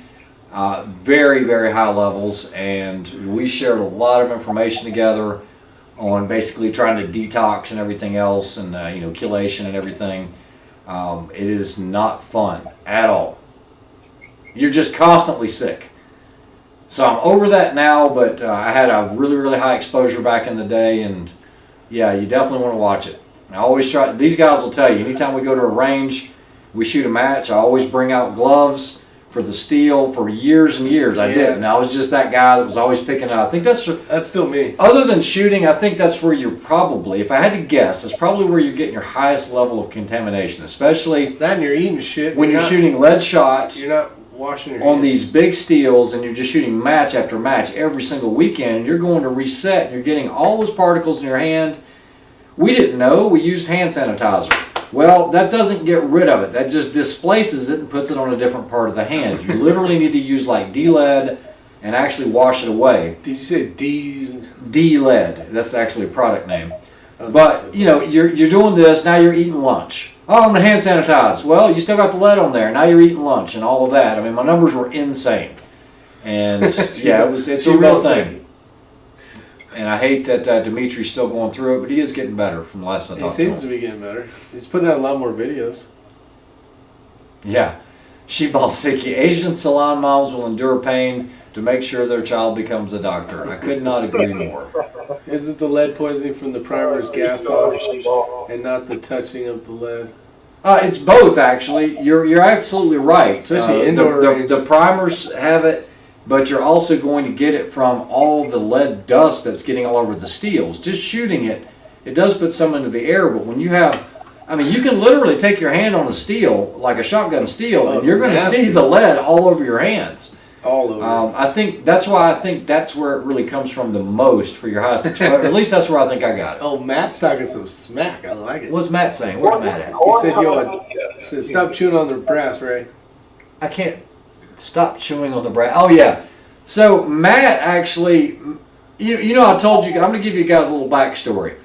Matt and I actually met a long time ago at a range, and we both helped out there together. Okay, that's how I met Matt. We started shooting together. But I worked there a whole lot more than he did, and so I ended up, helping out, and I was doing a lot of gunsmithing type stuff. I started having a lot of issues, a lot of health issues, and I got treated. Once he found out my numbers, he got treated or checked, and his numbers were elevated, and we both just walked away. That was it. We got away from the place.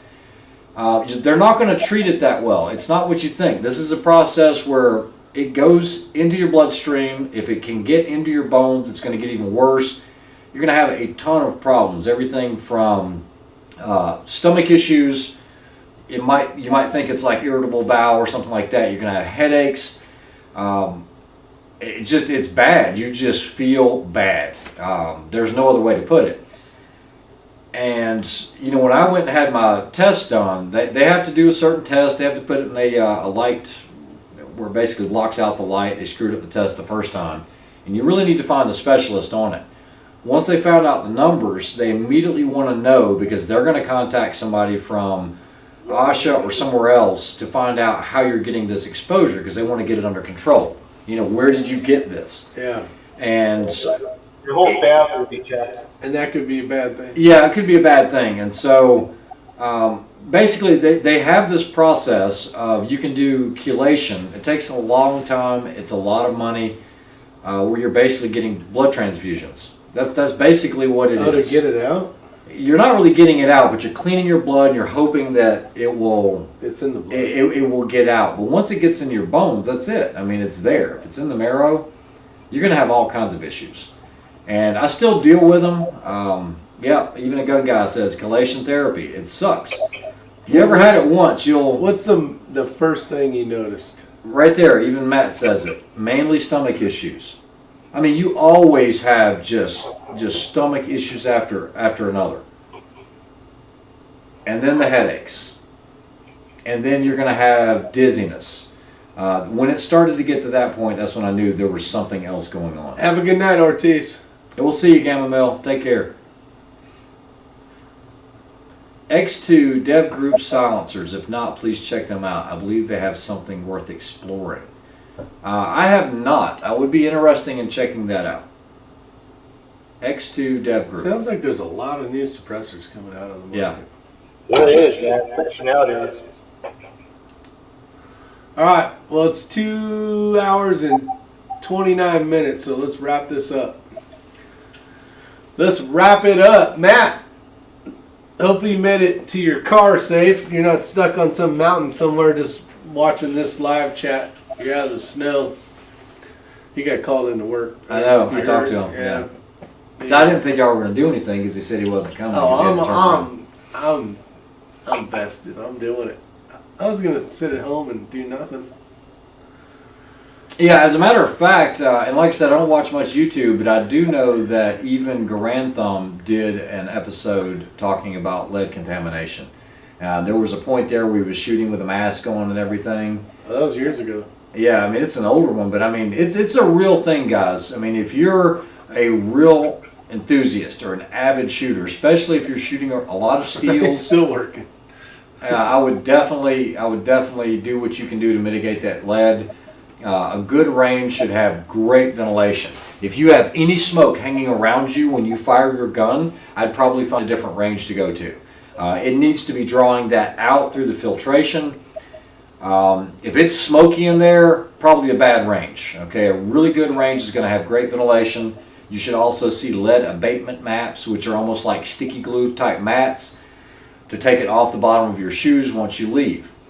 The proper process. I've never seen those. The proper process for this is you're supposed to take your clothes, and when you get home, you're supposed to take them off before you get into the house, so that you're not constantly tracking the lead into the house. And you're supposed to wash them separately from your other clothes. Now, I used to not do that, and guys, I spent a ton of time on an outdoor and indoor range teaching whatever, and it was every single day. Well, if you just throw it in with your wife's clothes and your kids' clothes and all that, you have all of this lead that's floating around on all this clothes. It's not going to all get washed away. So those numbers, and there is no acceptable amount of lead. I think it's 4 parts. So shoot naked, basically. Is what yeah, 4 parts. And I don't remember the exact. I don't know if it's 4 parts per million or whatever it is, but like 4 is too much, is what they say. Okay, there is no acceptable level. You should have 0. Now, Mini X was tested for this years ago because she grew up around a range constantly. She actually tested at a 4 back then, and that's how I know all of this because the doctor was like, "Look, you need to get your daughter in here, especially if she's." You know, I'm just trying to help you guys learn this. Yeah. When you start to get higher in those numbers, you know, when you start seeing 10s, 12s, 15s, I know that like the Highway Patrol, all of their instructors have to get tested yearly. If you test high, that's it, done. You're no longer a range instructor for 1 year, and then you have to go through testing again, and I think if it's above like 15. Guys, I was like in the 60s, okay, upper 60s. And you're going to have health issues before you ever get into those numbers. And they can get much higher, but that's really, really elevated. And you're not going to know until you take it upon yourself that, hey, I'm having all these symptoms, things just aren't right. You're going to know. But don't be that guy that's picking up brass in his hat. It's one of the first things they teach everybody on the range. Because everybody goes to police their brass, they'll put it in a hat, and then they'll dump it in a barrel or something. Or you'll take it and you'll pick it up in your hands, you'll throw it in your range bag with your ear pro and everything else. Now you're tracking all over your head. You want to keep that stuff off of you. Man, it's more hazardous than you realize. Great, and great dry topic. tumbler. If you're a reloader, the dry tumbler, every time you take the lid off, all of that dust and stuff comes up. That's a lot of lead. So I do not shoot at indoor ranges anymore. That is a thing of the past. I won't even step foot in one. I didn't know D-lead makes laundry detergent. Yeah, D-lead, you're going to, at most of your higher end state operated police ranges, you will see D-lead wipes, you'll see D-lead soap. You're going to see those abatement maps because you have all these different agencies coming in and doing their qualifications. And I mean, come on, think about it. You have all these guys are coming all the time. The instructors that are there all the time, they're just constantly getting exposed to this. But yeah, if you're around it this much or that much, definitely protect yourself. Yeah, for sure. It is a bad thing.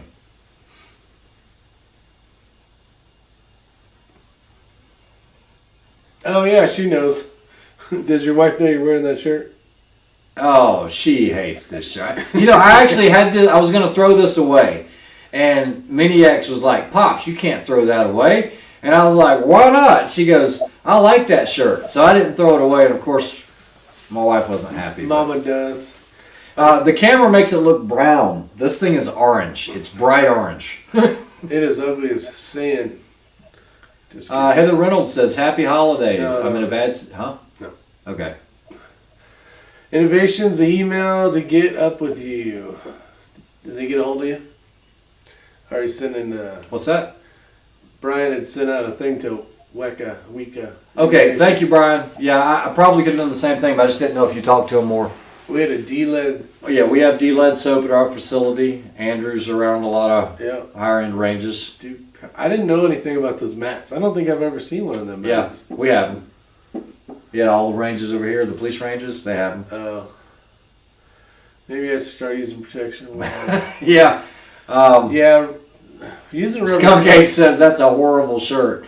I know, that's why I like it. It's kind of cool though with the black background. So, you guys know that, Cool Pick Me Up. This isn't a Cool, this is a Patagonia shirt, but Cool Pick Me Up. But they have this one flannel, and it's called Pixelator.